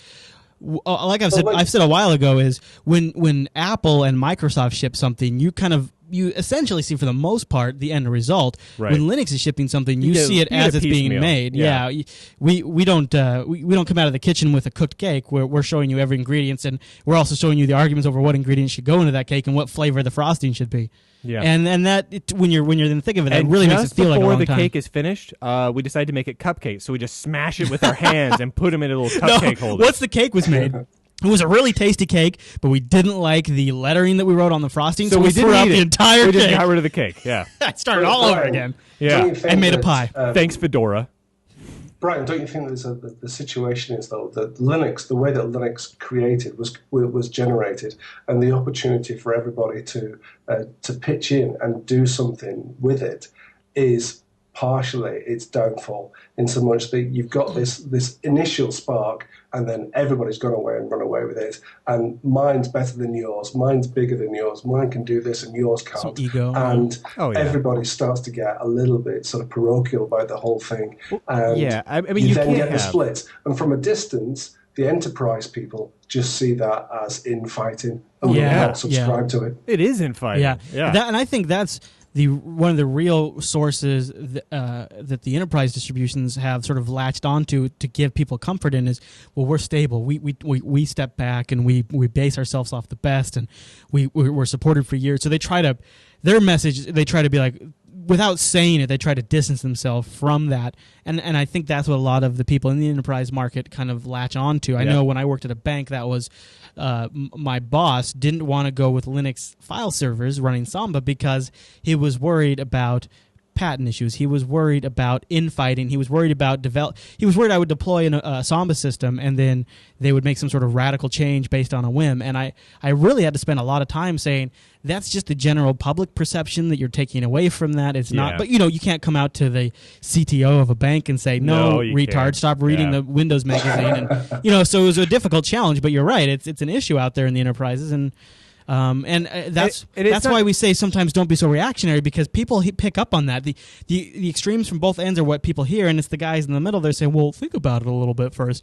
It doesn't. That argument doesn't really make it to the end users that aren't in the know. And you actually bring up one very good thing that doesn't get talked about a whole heck of a lot, and that is that when Linux really got going as a kernel and as a lot of the base tools for the system, it was very, very small. Sure, there was people contributing, but the group was very, very small. It was very focused. It was very isolated. And what you look at, and not just in software, but in all scientific pursuits, the biggest leaps and movement forward in finding things out and in creating great new concepts is always done by small teams or individuals. I mean, you don't look at the theory of relativity as being something that was created by IBM. It was Einstein. It's like the main kernel was put together predominantly by Linus and a small select few other hardcore coders. Look at the history of the computer industry. I mean, Xerox and HP had a lot of the technology already in-house that Apple built an entire company off. Right, and when we're talking about that, we're talking about Xerox at their Palo Alto Research Center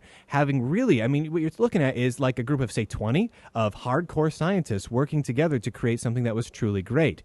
And that works great. Just a second. Tim Berners-Lee, if he wasn't there, we wouldn't be talking. Exactly. Yeah. This is exactly the thing. And so we've got a lot of brilliant people. And I know we like the idea of having these thousands upon thousands of brilliant people across the world all distributedly creating one big project. But all you get at that point is 1,000 people with the biggest egos imaginable contributing to one singular project. And it doesn't actually work. Like the kernel team's still relatively small. The kernel is not a giant egalitarian democracy. It's a dictatorship. That's true. Linus Linus rules that thing with an iron fist. That is an interesting thing I'm going to have to ponder for a while. Now, the thing is, when you get to the distro level, all a distro really is a organization for packaging together all the hundreds and thousands of projects into one cohesive package that can be reused together seamlessly. And when you've got all these projects that you're trying to herd together, it's like angry rabid cats with rabies and like war pitches on them, and it's a very difficult task. If to there do was it properly. only someone going around talking about how to herd these cats. Somebody. I'm not sure. I'm not sure. I know what the answer is. Because as much as there is a problem with there being all these disparate distros, there is also a strength behind that, because you can have a distro that runs on a fridge. You can have a distro that runs your car stereo system. You can have a distro, and maybe it's just the way that it's being marketed. And instead of it saying or not marketed, it's one thing. But hey, there's 20 different versions of it. And it also provides a level of... It's a version that does this. It's like this is a spanner. You know how Klingons have like two hearts, so if one heart dies when Worf's getting his back surgery... Of course I know what that is. He can then, he, after he's been proclaimed dead... I think everyone listening knew that before you said it, and was like, Chris, get to the point. He can be declared dead, and then Beverly Crush will be crying over his dead body like 10 minutes later in the show, and he comes back to life, and like, oh yeah, Klingons have two hearts. Well, the sort of distributed nature of it means that we can take a hit in a certain area. We could have an entire company, entire group drop off, and we keep rolling. I mean, you look at Nautilus. What we have, Nautilus today was being developed by, I forget the name, Easel, I think it was, a company that was developing an alternative file because, man, GNOME's file manager sucked. And they eventually collapsed. They went out of business, but the code was GPL'd. The GNOME community picked up, and now we have the default Nautilus file manager we've had for years. Novell. Okay, well, whoever. I mean, GNOME and all those guys. But you know what I mean? Like, I'm just saying that distributed nature, while does cause a lot of infighting and it causes a lot of watching the sausage get made, it also allows us to rebound from those types of things. Oh, sausage sounds good. Oh, yeah. Okay, I'm pretty conscious that I'm hugging your birthday show. All right. So, it's our birthday. Come on, man. We're hungry for sausage now. Once again, guys, I have a great birthday celebration. Thanks, I've already drunk 2 Strongbows, which I know that you can get in the US. Oh yeah, I had a Strongbow just about a month or 2 ago. It's a good cider, no doubt. I'm not going to deny it, but not my favorite of the hard ciders. But I'll roll with it, and I can respect. All right, Project Morris. Well, thanks for calling in, buddy. Thank you very much, and thanks for the opportunity. And keep going with the show, and I want to be on your 10th anniversary show, okay? All right, you got it. All right, I'll pencil you in right now. Okay, thank you. Bye now. Later, Bye, man. Guys. Thanks, buddy. Big you. All right, and the lines? The lines are open. I know there's 3 more of you that are ready to call. And I am ready to say something controversial. That's weird. Yeah, strange. Actually, I don't know if I have any more controversial things I can say today. I just don't think I have it. Well, I'm getting chats from Len here. Len also left us a voicemail. So we've got. I saw Rob tried to call in, but he got in while Project Morris was on the line. See who nuts and Vikram. Did you say who nuts? Null Pointer. Pretty sure you just said who nuts. JZA. I think you've got my balls on the brain. My energy drink. I think I don't. I want to say I'm a little disappointed in balls because I've heard so many things, over on Think Geek and about balls.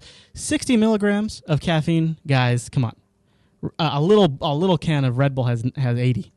A cup of coffee has at least 100. I think this beer has like 12. So I am now having to drink 2 cans of balls in order to get the level of caffeine that I require, and that's just a lot of sugar. Chris has to put 2 balls in his mouth in order to get the caffeine he wants. That's like 50 grams of sugar just to get. Well, that's not bad. That's less sugar than a Red Bull. And I think that's less sugar than like a Coke. Wait, how many is? Oh, that's 8. That's for 8 ounces, and this is 16. So, oh my gosh, that's bad. No wonder why I've been feeling sick at night. All right, Null Pointer. There we go. Oh, JZ is calling in the JZ. Oh, Mr. PI is calling. How do I answer? Decline Mr. PI. All right, sorry, PI. Oh, but JZ. Oh, you lost JZ. JZA call back. JZA. Or just call JZA. Or PI call back. Whoever calls back in first gets answered. Yeah, first one. So, first guy that calls in. Sorry about that, guys. Although, if they're doing the right thing, they probably already have the stream off by the time they tried to call in. So I like how Skype's just ass. Yeah, Skype does not properly show the history. Shouldn't I have missed Click calls show in history right there. Oh, Or answer. all right. All right, JZA, we got you. Can you hear us? Hey, what's going on? Not much, man. You know, the let me, usual. let me start the recording here so I can Sure. get you going here. All right, and Technical call. and a 1 technical and a call. 2 and a 1 2. All right, Brian. Next call on the line is a longtime listener. At least I seem to recollect him being a longtime He's listener. a time listener. If Is nothing else. yeah, that's JZA. JZA is on the line. How you doing, buddy? Hey guys, happy birthday. Yeah, Hey. thanks, man. Thanks, man. Yo, So what's going on? Well, first of all, I want to talk a little bit about.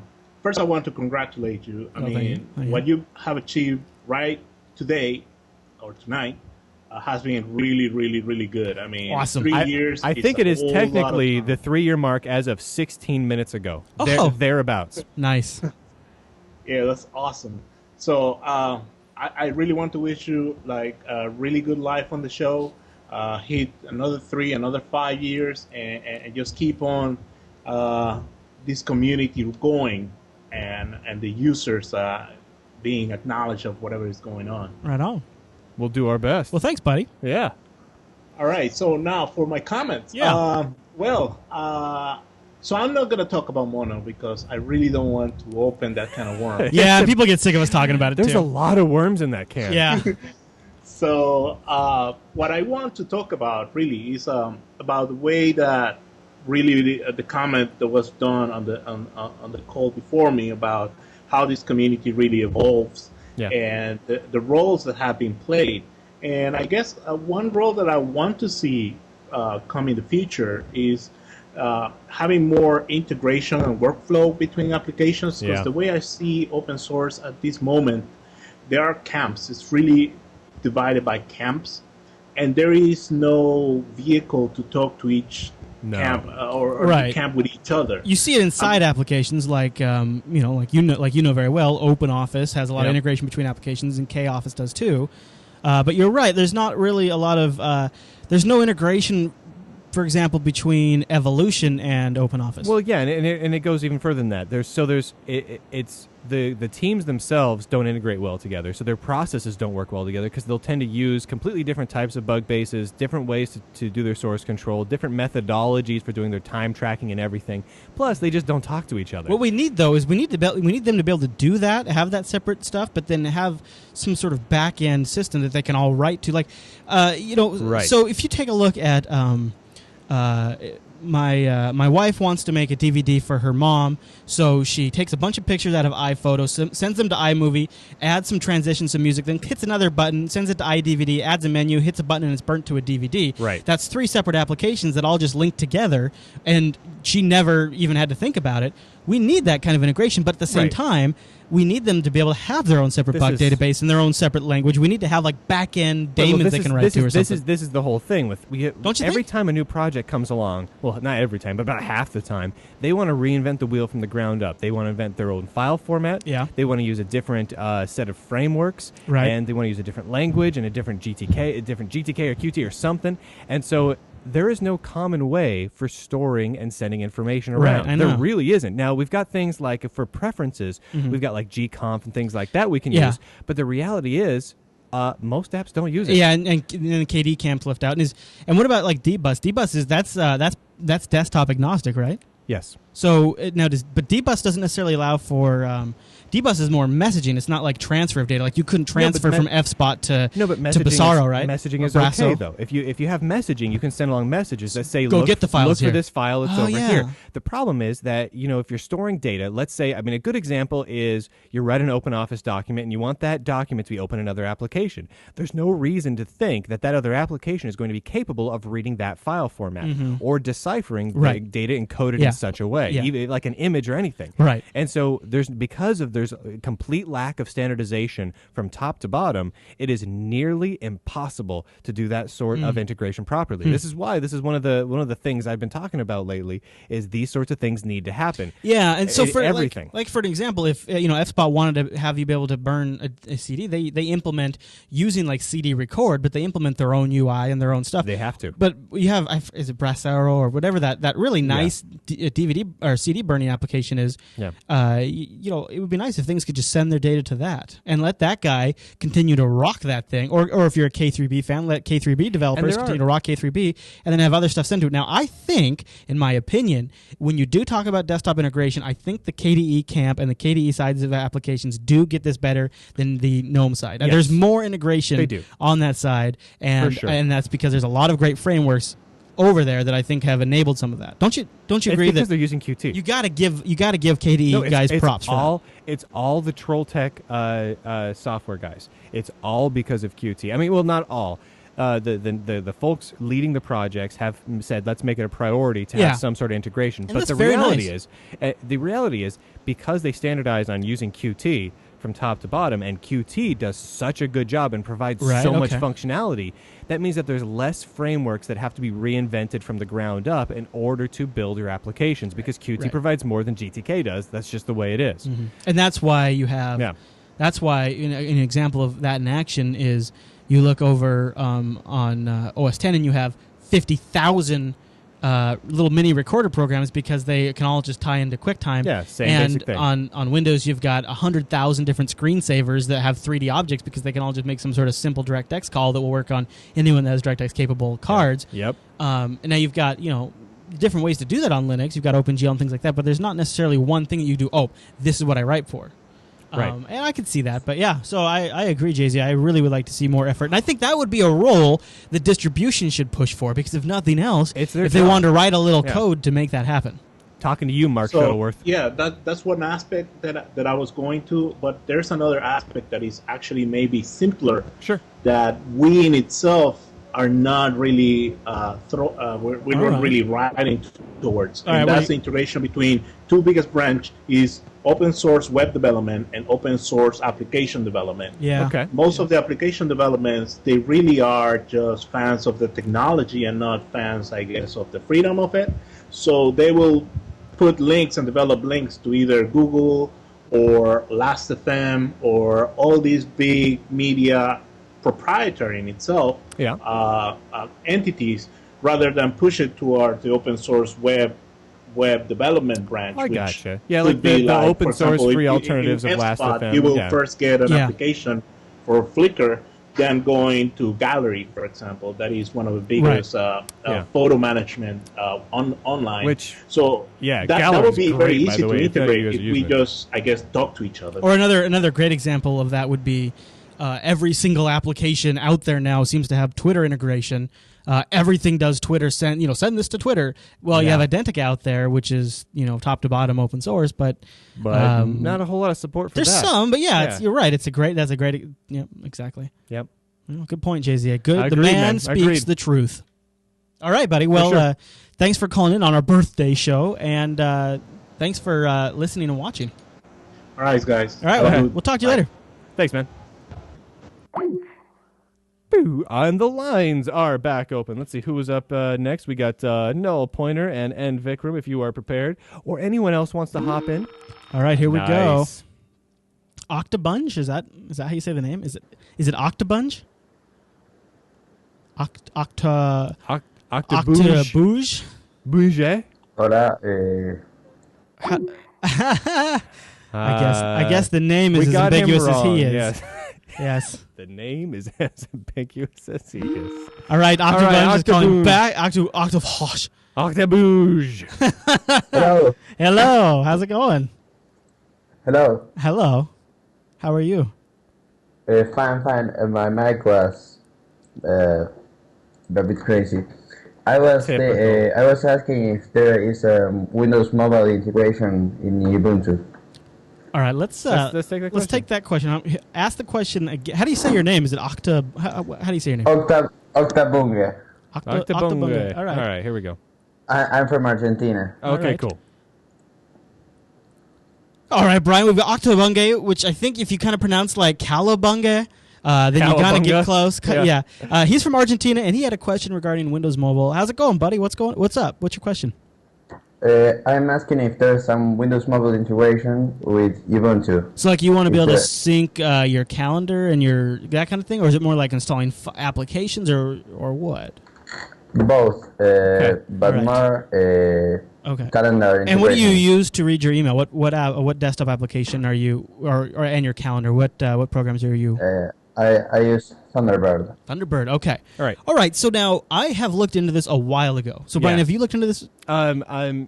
Recently, yes. And if anyone So- has in the chat room, Feel free to- if you feel want to free to monitor type the in. chat room, I'm going to monitor the Skype call here. But yeah, the last time I looked into it, there was an extension for Thunderbird that was rough, but it Very did some rough. basic synchronization to Windows Mobile. It's still very, very rough. What I ended up doing, and this may not be an option for you, so just take this as just as like a grain of salt here. But what I ended up doing was I decided the easier route was to get Thunderbird, because there's lots of ways to do this. You can do this with built-in Thunderbird tools now. I got Thunderbird to sync with Gmail, Yes. and I got Sunbird to sync with Google Calendar, and then there's a sync application for Windows Mobile. Yep. That will sync your Google Calendar and your Google Mail account with Windows Mobile. That's totally the way to go. I don't have a Windows Mobile Now- phone anymore, but that at the time that was the way to do it. So there's the two ways that I've looked at going. One that I use for my personal, and one that I can use for work. The Google synchronizing account for Google Calendar and Gmail and all that that works very, very well. But if you're using if you have an Exchange server, so you're going that route, you can also go that way because you got Evolution running on your on your Ubuntu side of things that can synchronize a lot of your data Yep. with your Exchange server, and of course your Windows Mobile phone has pretty good support for that. So that's not a bad way to go. However, Oh, well, actually, too, I don't know if it's just for the iPhone, but Google has implemented the ActiveSync technology. So if you have a device that does ActiveSync, it's full push of calendar and stuff like that. That might be only on the dude, it's iPhone, though. Windows Mobile.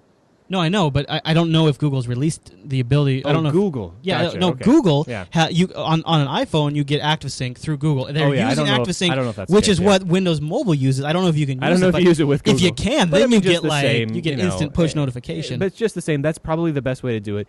Now, if you're looking at installing applications, I mean, really, you've got to do it the old-fashioned way of just downloading the cab files for your installers and installing it from device. You can't really use any of the native desktop installers. That's my understanding. Now I know they're saying in the chat room there's some Windows Mobile packages that let you Yes. push some stuff. I think they're for the older versions of I think they're more CE based. Yeah, they really are. There But- are some packages you can get that will let you correctly mount your Windows Mobile device as a file system under Oh, Ubuntu nice. and they don't work all that great, but they'll get the job done. So that's really the best way to go.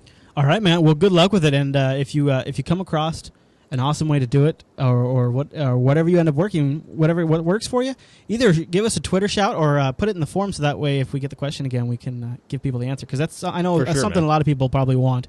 There's lots of people out there, even in the Linux community, that have Windows Mobile phones either through their job or for whatever. So, Surprise, surprise. all right, buddy. Well, thanks for calling in. Thank you, and happy birthday. Thanks, man. Cut off the happy birthday in the I did. recording. What are you I doing, did. Chris? I'm sorry. I'll just go back and add it real quick. Okay, put it back in You post. can fix it in post. Fix it in post. I fix everything in post. All right, guys. I'll give you a horse head in Lines are post. back open. Here we go. Here we go. All right, so let's There's take. going to be something fun. I Let's don't do know. One more. Call, because then I've got some voicemails I want to play. So, All right, Vikram. That's my man. all right, Vikram, can you hear us? Hello, hello, hello, hello, hello, hello, hello. Uh-oh. Nope, and about to hang up. Here Hanging I up go. on Vikram. Oh. Hanging up. All right. Call back Vikram if you get it to work. Otherwise, someone I'm else. gonna call Mr. PI because he tried to call in twice. I feel bad that he tried to call in twice. Now he's not answering. I think he's offline. Yeah, he must be having Skype issues. All right, so we're one couple more seconds. I'll wait a couple more beats, but then I want to get to the voicemail. Give it a roll, you guys. All right, Rob. Hey, All right, Rob's been trying to call in too. All right, Rob, we got you. Oh, now Mr. PI is calling in. Oh, Mr. Jeez, PI. I'm Poor sorry, Mr. PI. Hey, Rob, are you there? Yo, dudes, 3 years. That's amazing. It's epic. Hold on, I'm gonna hit the record here in 3, 2. Wait, I can hear you through your speakers. So Turn down the turn volume down on your the- volume on a the little stream. bit. I think it's coming through Skype Oh, because I it's so gotcha. fast. So it might just be a little too much volume through Skype. Here we Super go. fast. All right, Brian, we've got Rob on the line now. Say Rob what? has got to have been listening for like 3,000 years. Even though we're 3 years old, I'm pretty sure Rob's been listening Time travel, Rob. for as long as basically I can think of a random number. What's happening, man? Hey, guys, I just wanted to say I love you guys. You guys are doing a wicked job. Aw. Keep it up. And We- thanks, buddy. congratulations. We love you too, man. Yeah. I wasn't going to say it because No, I was embarrassed, feeling a little but- weird, but you know what? Heck with it, man. I love you, man. Man love. There's a lot of love in great. this room. All right, Rob. Well, yeah, I mean, I've seen your name, and we've talked to you on lots of times, so I know you've been listening for a long time. Oh, heck so. yeah. Very Yeah. cool. All right, And buddy. I've also been liking the Star Trek references this episode. I couldn't help myself. Yeah. He really can't help himself. Basically, life is a Star Trek reference in some way or the other. I just haven't pointed it out. And Exactly, I just chose to exactly. point those couple of ones out. Well done, man. Thank you. Well Thanks. done. So Chris, you were working on your media center Yeah. a while ago. Yeah. I was wondering what did you end up doing with that? Well, it's basically turned into I use my PS3 for all of my recorded content or captured All the content. playback, yeah. All the playback of however I got that content is done through the PS3. Yep. I was doing over-the-air broadcast, and I was bringing that into a Myth TV box, but I was having trouble with reception, and I didn't want to crawl up on my house, so I decided instead I got Dish, and then with Dish TV, I then got a Sling box so I can watch Sling TV in other places. Though the problem with Sling is they don't make a native Linux client. It does work Yeah. under VMware as long as you have, as long as you're using XP and you have the 3D enabled, you get actually really nice smooth full screen playback. So that's one thing. You want to get your open source on, really? Yeah, and so I've He does? actually been leaning more back towards setting up an over-the-air HD recording again because it looks gorgeous and It it's does free. look good that way. It's free. Yeah. So that's kind of where I've left it at, and it's kind of in a like influx state because I was really big into it during the presidential elections because I wanted to watch all that stuff live and I didn't want to have to wait for anything. And then now that kind of has ended, it's kind of gone back to we got another 3.5 years until we have to worry about and that so I'm again. like, so there's news, but now for the most part, like if there's some really big news event, usually some news network is broadcasting it on Ustream, and then you combine that with Hulu, and you combine that with Netflix, and getting the great quality off Blu-ray through the PS3. I'm like, well, I'm just kind of going this route for right now, and then might look back into going over the air HD because that's the best way I think to get great picture quality into Myth TV right there. And then of course with Boxy, I mean you get on your TV Hulu, and that's awesome. Oh, yeah, for sure. You can't go wrong with that. I mean, for me, I've been mostly going to the Netflix Watch Now a lot lately. Yeah. I've been using that a lot, which is great because, I mean, and honestly, I use my Xbox 360 for almost all of it. And I also, see, the thing is, I also have some TiVo boxes, and TiVo those does work that on too. TiVo now, too. So I've just been watching a heck of a Yeah, lot I've of been the debating Netflix getting Watch one Now. of those. The net tops look really cool. Yeah, for sure. I've been debating also getting one of those Roku boxes. Yeah, me too. That also do Hulu and Netflix Watch Now. The combination of Hulu and Netflix Watch Now kind of provides you with like 80% of all TV that you'd want to watch anyway. So that's kind of cool. Yeah. But that's kind of where that's at. Very true. I figure once I kind of nail it down and I get something really set up, I'll do another in-depth look on it. But the problem is I've noticed that when I wait, I get to kind of watch some of the stuff iron out. But then I'm just watching iron out. I'm like, I'm not sure I want to jump in at this point. So then you just end up keep waiting for a while, and it's Yep. Now on my desktop, I've moved over exclusively to Movida, which is the old which used to be Elisa. Yeah. Just because it's so lightweight, fast, and just looks really pretty. So I feel like I'm super fancy and sci-fi when I use it. So that's a good point, Brian. Yeah, I like that feeling. That might be the way to go if there's a way to. I don't know. I got to figure out if I really want to do live TV or if I can do just nothing but stream. You can't do the live TV with Movida. No, but you could always do something where like it brings up a window or something. But that's kind of Yeah, I agree. You want it to be rad. I agree. What's the point in doing something if it's not rad? That's what I always say. All right, so there you have it, Rob. Yeah, well, keep it up, guys. You're doing a wicked job, and I look forward to joining you for next year's anniversary. Ha! Good man. All right, well, thanks for calling in, buddy. I think Rob brings up a really good point. We are doing a wicked job, aren't we? We are. A fairly wicked job. That is true. That is true. All right, see you later. All right, Rob, Later, we'll talk man. to you later. Self-promotion complete. All right, man, so I think feel we'll like make I Rob could the last call there. self-promote I'm sorry, Mr. P.I. I know you were trying almost hard to get in. constantly. Like I could self-promote all night long. I you feel guys. bad. I feel bad that Mr. P.I. didn't make it. I tried calling you, Mr. P.I., but it looked like you had just signed off. Yeah, we missed each other. It's all right. That's all right. I'm sorry. Well, hey, we'll try and hook up next now, do you time. want to do a few voicemails here? Yeah, absolutely. We got All some right. good ones, right? Yeah, I think so. Let's go. Let's see Let's what we got here. crank them. Hey there, Brian and Chris. This is Jordan. See, I just All right. thought I'd leave you a message. Hey there, Brian and Chris. I don't know what his name is, but let's rock it. All right, so I'm going to play a couple voicemails. Yeah, So let's play some go voicemails. in a Hit record and rock out. In a 2, in a 3. Okay, so let's call that good for the call-ins for now because we're already at like a million hours long. Yeah, it's a long show. We got to narrow this down. Let's get some voicemails. Let's bang out we some got a few voicemails. good ones in here, I think. Let's go, Brian. What do we got?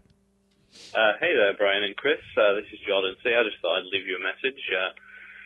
Just congratulating you on the 3-year anniversary, and hope to hear from you anniversary? on the latest show. Other than that, have a good day. Oh, thanks, buddy. Keep yourself away from the beer. Oh, See you later. you're not doing that today, Brian. I like he's calling in. He's like, "How's it going, everybody? I'm just Yeah, about it to sounds like take he's a had a nap. few beers. It's really sunny here, and this couch is so comfort. I'll talk to you later. All Goodbye." right, let's play the next voicemail we got Sounds here, like a Brian. great Hey idea. guys, my name is Alex, and I just want to say I love the show. You guys are doing a great job. I'm super excited the long show format is back. I've been using Linux for about 6 years now, Whoa. and the last 3 I moved from running dual boot to just running Linux natively, and then I run Windows in a virtual Hardcore. machine. And I have a question about licensing. I understand the licensing on GPL v2 and v3, but I don't understand why they're incompatible with other licenses. Specifically, I'm talking about ZFS and CDDL. Ah, gotcha. ZFS cannot be shipped with Linux because it's licensed under Sun's Common Development and Distribution License, Yep. and the GPL forbids linking with it. Yep. And my question is why? I tried to read the CDDL, but it wasn't as easy for me to understand as the GPL. And why is it not legal to link to ZFS, but it is legal to link to proprietary drivers such as NVIDIA's video driver? And also, does the GPL forbid me from using it entirely or just from distributing it? To me, the whole thing just seems like the Free Software Foundation saying, you're free to use our open source software just so long as you use it how we tell you. And that's all. Thanks. I got this, Chris. All right, go ahead, Brian. So what specifically is happening here in the licenses is that Richard Stallman and the Free Software Foundation hate you. Oh, and they God. want your computing experience to be as hard as possible. No. And to restrict freedom as much as possible by renaming words such as slavery and lack of rights and freedom into words like freedom. And by doing so, they make us all go crazy. Well, no. So what their intention is that I know what their if you're shipping intentions something are. GPL, I it was should only being be 3% facetious just It there. should only be include other GPL software. That way, you can guarantee anyone can use it in any way that they want to. No. Well, the GPL is strictly Right. that is not about that. I'm That just is saying not that's the the point intention. of that is not the intention of the GPL. intention is that you don't lock someone into something that they didn't intend to get locked into, but by No. doing so, you That lock is- people into That it. is the intention of the quote unquote freedoms. Those 4 Yeah, freedoms. that's what I'm talking That's about. not the intention of the GPL. Right. No, I'm talking about Richard Stallman's 4 freedoms. Okay, but that's not the GPL. The GPL's purpose is strictly so the GPL just ensures that any project made and that is licensed in that way and currently adheres to that license, meaning it doesn't have anything that's not compatible with the GPL inside of it, Right. Maintains in the GPL space, and that anything in the future that happens with it is all also GPL, GPL. yeah. It's the whole point of it is to make sure that the code that currently is shared is always shared. So that That's the way, only someone. thing that's Well, but the requiring, idea would really. be is that someone doesn't come along and they don't take some piece of code and then close it up, modify it, and then make $1 trillion off it. Right. I guess. Right, and that's, so, and but so that's why his the question GPL 3 regarding came out. his Right. question regarding driver linking is a tough one because the kernel is GPL'd and the GPL says if you're going to distribute something, it all needs Right. to be GPL'd. If you're Yep. distributing GPL'd code, Yep. that's the issue. Now, there's some workarounds if you're linking to something via like a module. There's some questions there, but essentially, the general very precise definition of the term would be that no, you're not supposed to include NVIDIA drivers, and that's why a lot of distros don't include the driver. It's a download. That's why a lot of them don't. Now, and there's lots of workarounds for it, obviously, because it's a license, and there's always issues with licenses. It's just like how the GPL only applies to software that you download to your computer. So if the software is running on a server, it doesn't count. It's completely irrelevant. The licenses doesn't matter. It only applies to if you download it to your computer. And so, I mean, there's just lots of weird things like that. So when you're talking about things like ZFS and, Right. wanting to bring in cool, advanced, cutting-edge technology. What it is that the Free Software Foundation really doesn't want cutting-edge technology to be included next to GPL software. No, here's what it is if Linux is continues to grow and be successful, then what will happen is Linux will be in the position that Microsoft and Apple find themselves in, is that if Oracle now wants ZFS to be widely adopted, they will make the changes necessary to allow it to run and linked in the Linux kernel. Sure. So its end goal, Linux in the end may be able to. So what you're saying is convince people to switch to the technologically unnecessary work needs to be accomplished in order to satisfy some old bearded men. Well, I mean, that's what we're talking about. I think people would here. debate. So if there's an awesome file system, this awesome one, right? Let's say, for example, that the ultimate thing that we could ever create in file system is created, and it's sitting over here, and we're sitting over here in Linux land, right? Yeah, okay. And it's all. And let's say we're a 100% GPL Linux desktop. Okay. Right. Let's Okay. say that, for example, and we look over there, and that file system is open source. But it's in not exactly the license that we use. So are we going to say, no, we are not going to have the most awesome? We are going to sit here and we are going to wait and be pouty about it until that company spends potentially millions of dollars to rewrite tiny portions of it, redo the licensing, have their lawyers look over it, and re-release it in that code just so that we can satisfy our own strange delusional nature that we need to have everything on our entire computer have the exact same wording of the exact same license, otherwise we can't sleep at night. Is that is that the point? I will leave it to smarter people than I to answer that question. No. You're the smartest guy in the room other than me. So, you like that one? I will leave it to you. Like that I one? will leave it to other people to figure it out. I just threw that one down there because we got more voicemails to play, Brian. All right. Jeez, dodge that one. This is John J. Goff from the forums. I was just calling to ask how you guys are so awesome, and how could I be as awesome as you? That's a great question. Love the show. Bye. What you need to do yeah. is do a podcast. Yeah. Then you're awesome. Hey, no, Brian. This is specifically for Chris. When are you going to do that review of the YubiKey and the Nano CMS to go with it?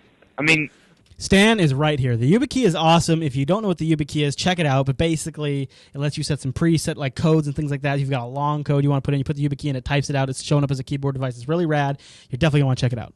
YubiKey. I have it in a review. Nick, I just wanted to give you a heads up if you didn't know already. And pretty sure you already did. But old one. All right, moving on. That's an old love voicemail. Hi guys, this is Jack from Berkeley, or Jay Deslip in the forums. What's up, Zach? I just wanted to say congrats on 3 years and thanks for producing what I think is the highest quality Linux podcast that's out there. Hey, you're welcome. Ironically, he says that while the volume was too high, and it will not be that good of quality. Continuing I on. was why after 3 years of ranting and raving by Brian, we still have like 100 different package formats and an ugly brown bunching theme. All right, I'll let you Maybe after 3 more years, I'll let you go. somebody at Canonical will listen. Okay, that's a really good point. I'll let you take this one, Brian. All right, so I want to start with by saying, and just as a shout out to the folks at Canonical, they do on occasion listen. The greatest example you can give is the old Compass barrel time frame when Ubuntu was going to ship a version of Ubuntu without any 3D compositing whatsoever. Notification system, come on, and the notification. There's so we many, really rallied on them for dropping that, and then it showed back up. And they did it. So there are many occasions. Essentially, once a year, we really get on Ubuntu's back. Really hard, and we're like, you know what? Here's this one thing: notifications, barrel compass, something. And you know what? To their credit, so far, they do it. But yeah, so it's the nature of the beast. Some things get addressed, some things don't. Maybe we can take credit, maybe we can't. No, we can take credit. I'm freaking gonna take credit. All right, I can take credit. I'm taking credit. So, and it's not that we were the ones making the changes. It's that honestly, the people at Canonical, they're smart. They're smart people. It's just that they need to make sure they're doing so much stuff. They are thinkers. They need to make sure that they're doing what the community is wanting or expecting or needing, and so they look to the members of the media and the drivers within the community, which in this case is us. Well, and prominent developers, and a lot of the blogs, forums, and there's lots of people, and people submitting bug requests, and all these different things. And they look at that and they tally it together. What I think we can take credit for, and this is like one of the things that really makes it, is that back to back for like 4 episodes, we'll be like just ranting and raving on it until the point is really made, so that it really raises the visibility of an issue high enough to where they're like, wow, we really have to fix this. All right, let's play the last voicemail of the episode, Brian. Hi, Chris. Hi, Brian. This is Project Morris it's from Project the UK Morris. saying congratulations just on talked reaching to 3 years of broadcasting. It's a rainy day here. I hope it's sunny there. Have a great time, guys. Happy birthday. Happy 3 years. Let's look forward to another 10 more, maybe? Who knows? Maybe. Well done. So, hey, Project Morris got 2 Wow. mentions. He got a call and a Wow. voicemail. See, that's the beauty of Skype, because Skype doesn't label. All right. You think it would. Skype knows the caller ID. Why not Skype. label the voicemail? Why not label it? Why can't it do that? All right, Brian, that Skype, wraps up. Skype. That wraps up the listener feedback segment. All right. Oh, good time. Now we just need to put an ending segment on the show and then record the intro, and we've got ourselves what I like to call a podcast. Wow. A whole podcast? An entire podcast. Oh, that's crazy talk. Oh. Chat room still with us? Yeah, we still got a chat room, too. We still got a chat room. They're going strong. Yeah. All right, Brian. So what do we want? Anything in the ending segment?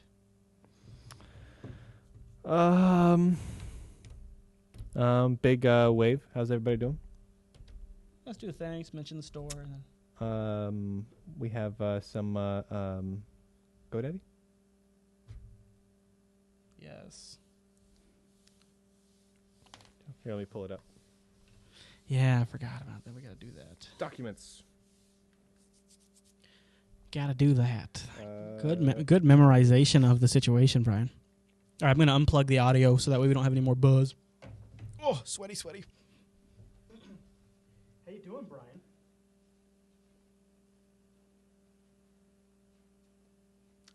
Let's see.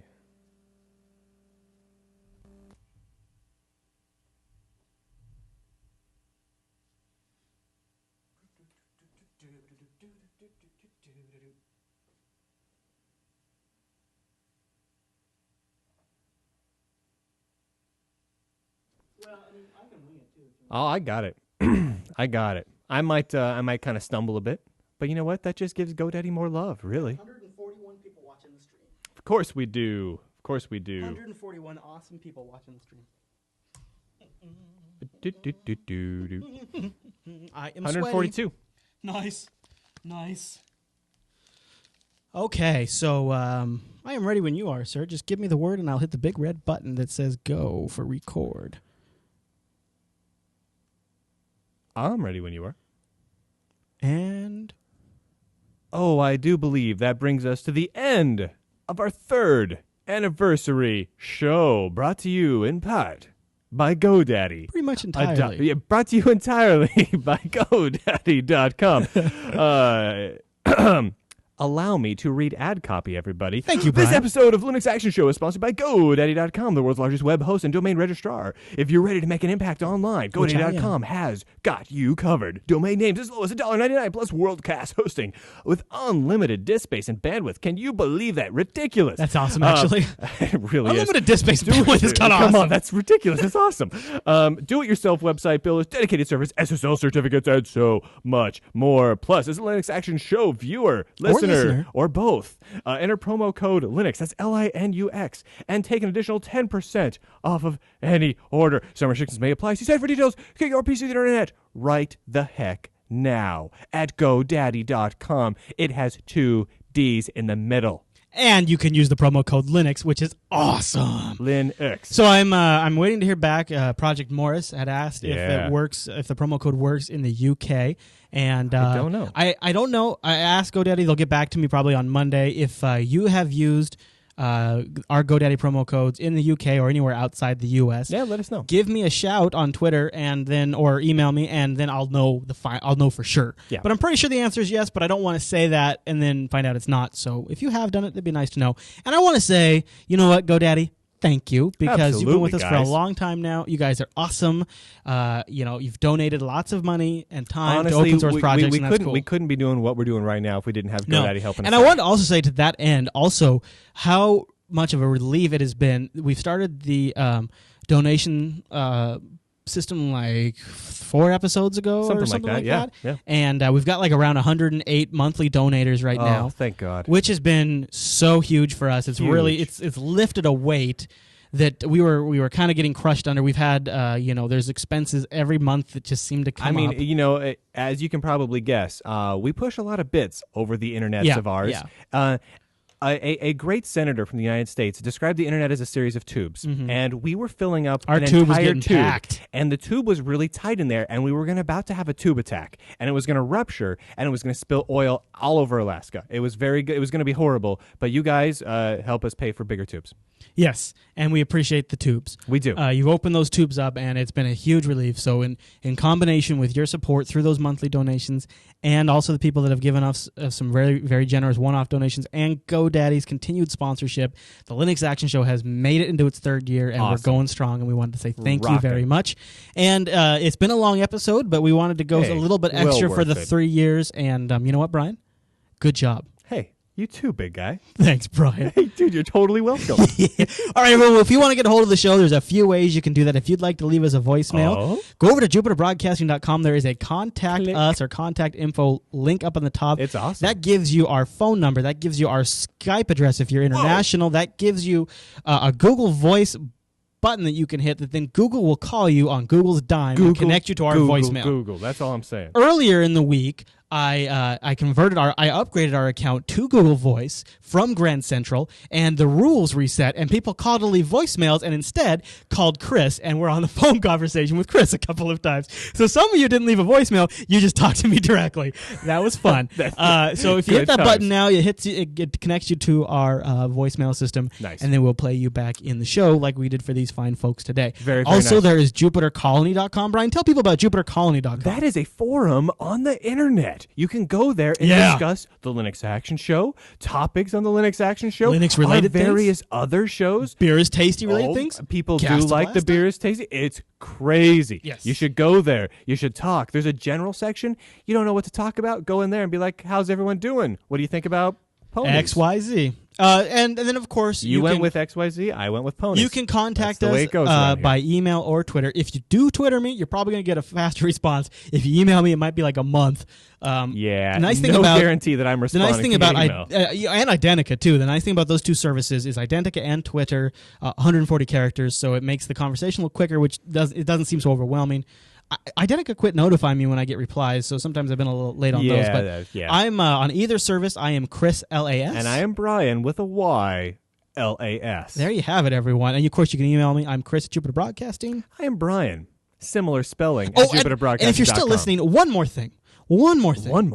54% of you get this show through iTunes, either on the Mac or Windows, because I assume a lot of you are at work and things like wherever, that. Yeah. But if you could do us a solid, we haven't gotten a mention in our iTunes comments section for a long time, and that would be a great 3-year birthday present to give us a little shout out in there, because so many of you are downloading through iTunes, but we don't ever get any credit. So we're dropping down a bit in the iTunes rankings, even though our numbers are growing. Are just huge for the iTunes downloads. I don't understand. It's the number one source, but we haven't gotten a nice mention in a while, and I would really appreciate if you just had a couple of minutes to just jump in there and holla at your boys, and it'd be great. Because that helps the rankings in iTunes when you get the stars and the comments. So, and of course, a lot of you are probably watching. We're streaming the show live right now. So if you're listening in your car on your way to work, there's a live video version. You can check it at JupiterBroadcasting.com. With a very nice active chat room. It's very, very crazy. And of course, we kind of generally stream, for the most part, 24/7. A lot of just old nerdy shows. Or our content. And a lot of old Linux Action Show behind-the-scenes recordings over at JupiterBroadcasting.com/live. And you can jump in there, talk in the chat room, have a good time. It's crazy. It's crazy. All right, everyone. Well, thanks so much for listening to this episode of the Linux Action Show. We'll be back in 2 weeks. Yes, we will. And Bob Schunkel. Say what now? Hold on a second. I gotta take these off. Oh, my ears. Oh, yeah. It would be very awesome to do when we that do the live shows to have like the musics and the segment bumps. We'll get there. We need a lackey. We need a dude sitting back there that hits the button. We need a board engineer. We do need a board op. We need a board op. Yeah. All right. So now, if any of you have sound editing experience and don't have anything better to do, and live in Washington, and live in Western Washington, within somewhere, a reasonable distance, and are interested in coming over, and want to be flexible with the schedule, once to twice a week at weird times, And not going to make any money. yeah, no. But hey, you can get your name and a credit. That's true. With occasional on-air appearances. Yeah. Huh? Yeah. Let me. So it's called instant internet fame. For those of you, here's the thing: is I think it means instant rich. I haven't gotten my check yet. We got a few. It might not be a bad way to go. We got a few newbies in the stream that haven't done this before. So what we do at the end of the show is we do the intro for the entire show, because you don't know what's going to come up in the show until you do the show. So we do that at the end. So and how this goes is Chris sits down and he bangs out a show. Chris is our intro writer. That's his job. It's pretty much been his job since the very beginning. I think I've written a grand total of 3 of these, and then he doesn't want to do it because then he feels lazy after he writes them and he's winded. It takes it all out of him just to write this thing together. So I got to sit down, and the challenge is for me to one-off them and say it all in one go, which Chris likes to trip me up by intentionally, I'm assuming, adding spelling and grammatical errors, putting weird punctuations in places, and using phrases like the word, using words like "we're" 5 or 6 too many times just to kind of freak me out. He does this on purpose just to mess with my brain. Also, Pigeon doesn't like to scroll for me anymore. It doesn't auto scrolls for like a minute and then it stops scrolling as I get new messages. It's kind of driving me crazy.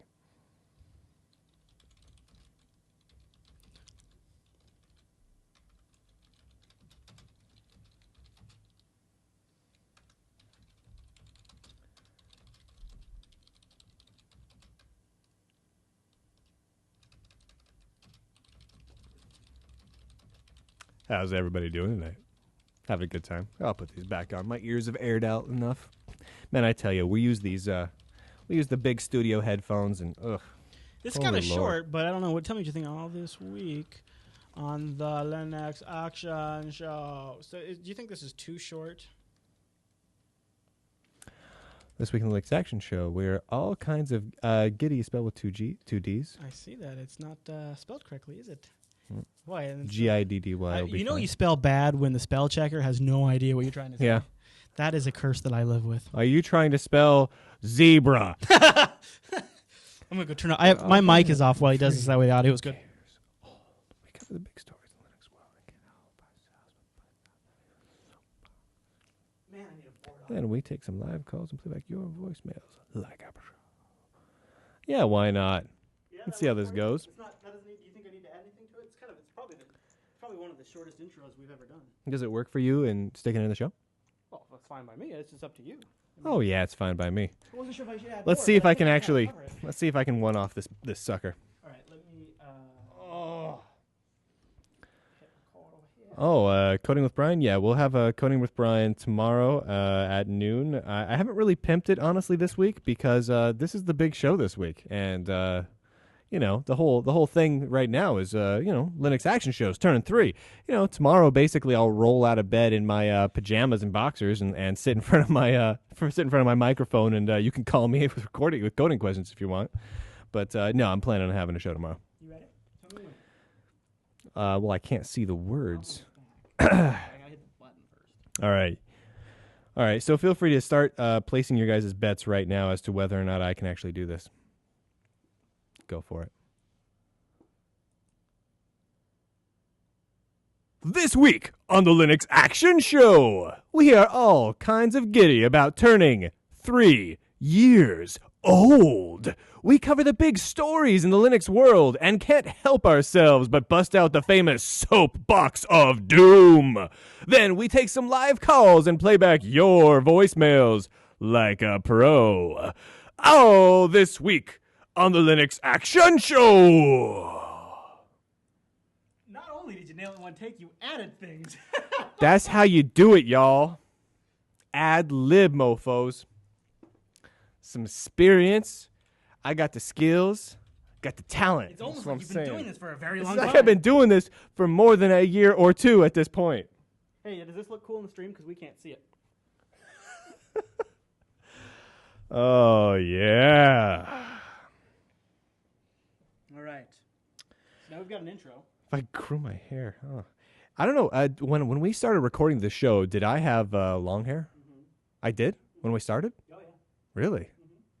So yeah, when I started, I had really long hair, didn't I? When we started, Or was it just shaggy at that point? It wasn't like super long. It was just shaggy. Okay, yeah. So my hair is growing back out. It's getting a little shaggy again. I did the shave thing for a while, and I'm done with that, and I'm letting it grow back out a little bit more. Yeah, word. Yeah. I just hit my foot. I also want to point out I've got the jacket on here.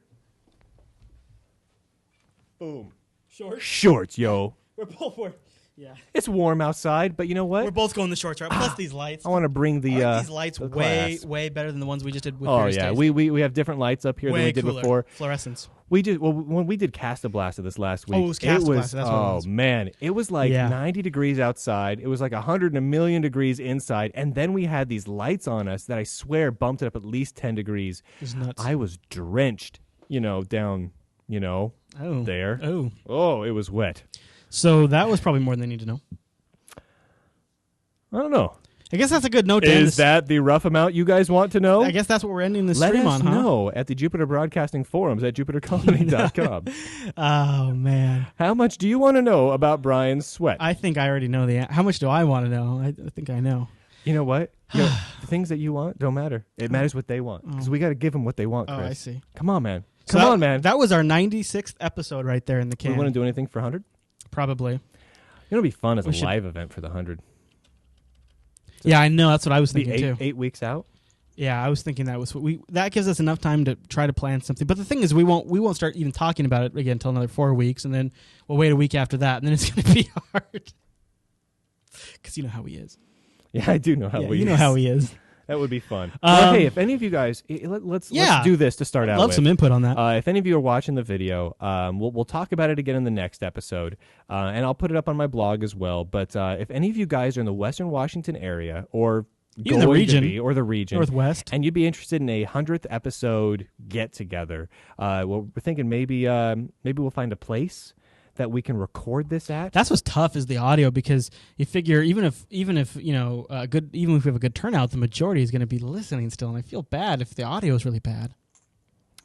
That's the tough part, Yeah, it may just be kind of a funky episode, and I think that's okay for 100. Maybe it is. Well, okay. if you've got an opinion on this and you would be able to make it, it would be 8 weeks from now, 8 weeks roughly from today ish. Let us know. Drop us an email. Yeah. Hop into the forum and hop in and create a thread for it. And we'll talk about it. We'll put something together. If nothing else, maybe we'll just do a beer night. So Guru Dude was just asking if we were planning to make changes to the Jupiter Broadcasting Store. He had made a suggestion about you recommending programming books and things like that. Yeah. And our kind of plan there is to try to get some things will be changing. Some swag, DVDs, books, much like more that. stuff. Yeah. Yeah. Also, there's some guys out there that are in the community that have their books published and things like that. I'd like to feature that stuff too. So, yeah. So we'll figure that out. We're working on it. It's just one of those things you got to get to. So what do you think, Brian? Should we wrap it up for the day? I think we should wrap it up. Hey, thanks everyone for hanging out with us doing the live stream, and this was a ton of fun, all in one big fun barrel. It was the fun barrel that fits a metric ton, which is a big barrel. Maybe we should try to. That's Jordan C in the chat room points out that maybe a fest would be cool if there was like a Linux fest going on around our 100th episode. Also pointing out action figures.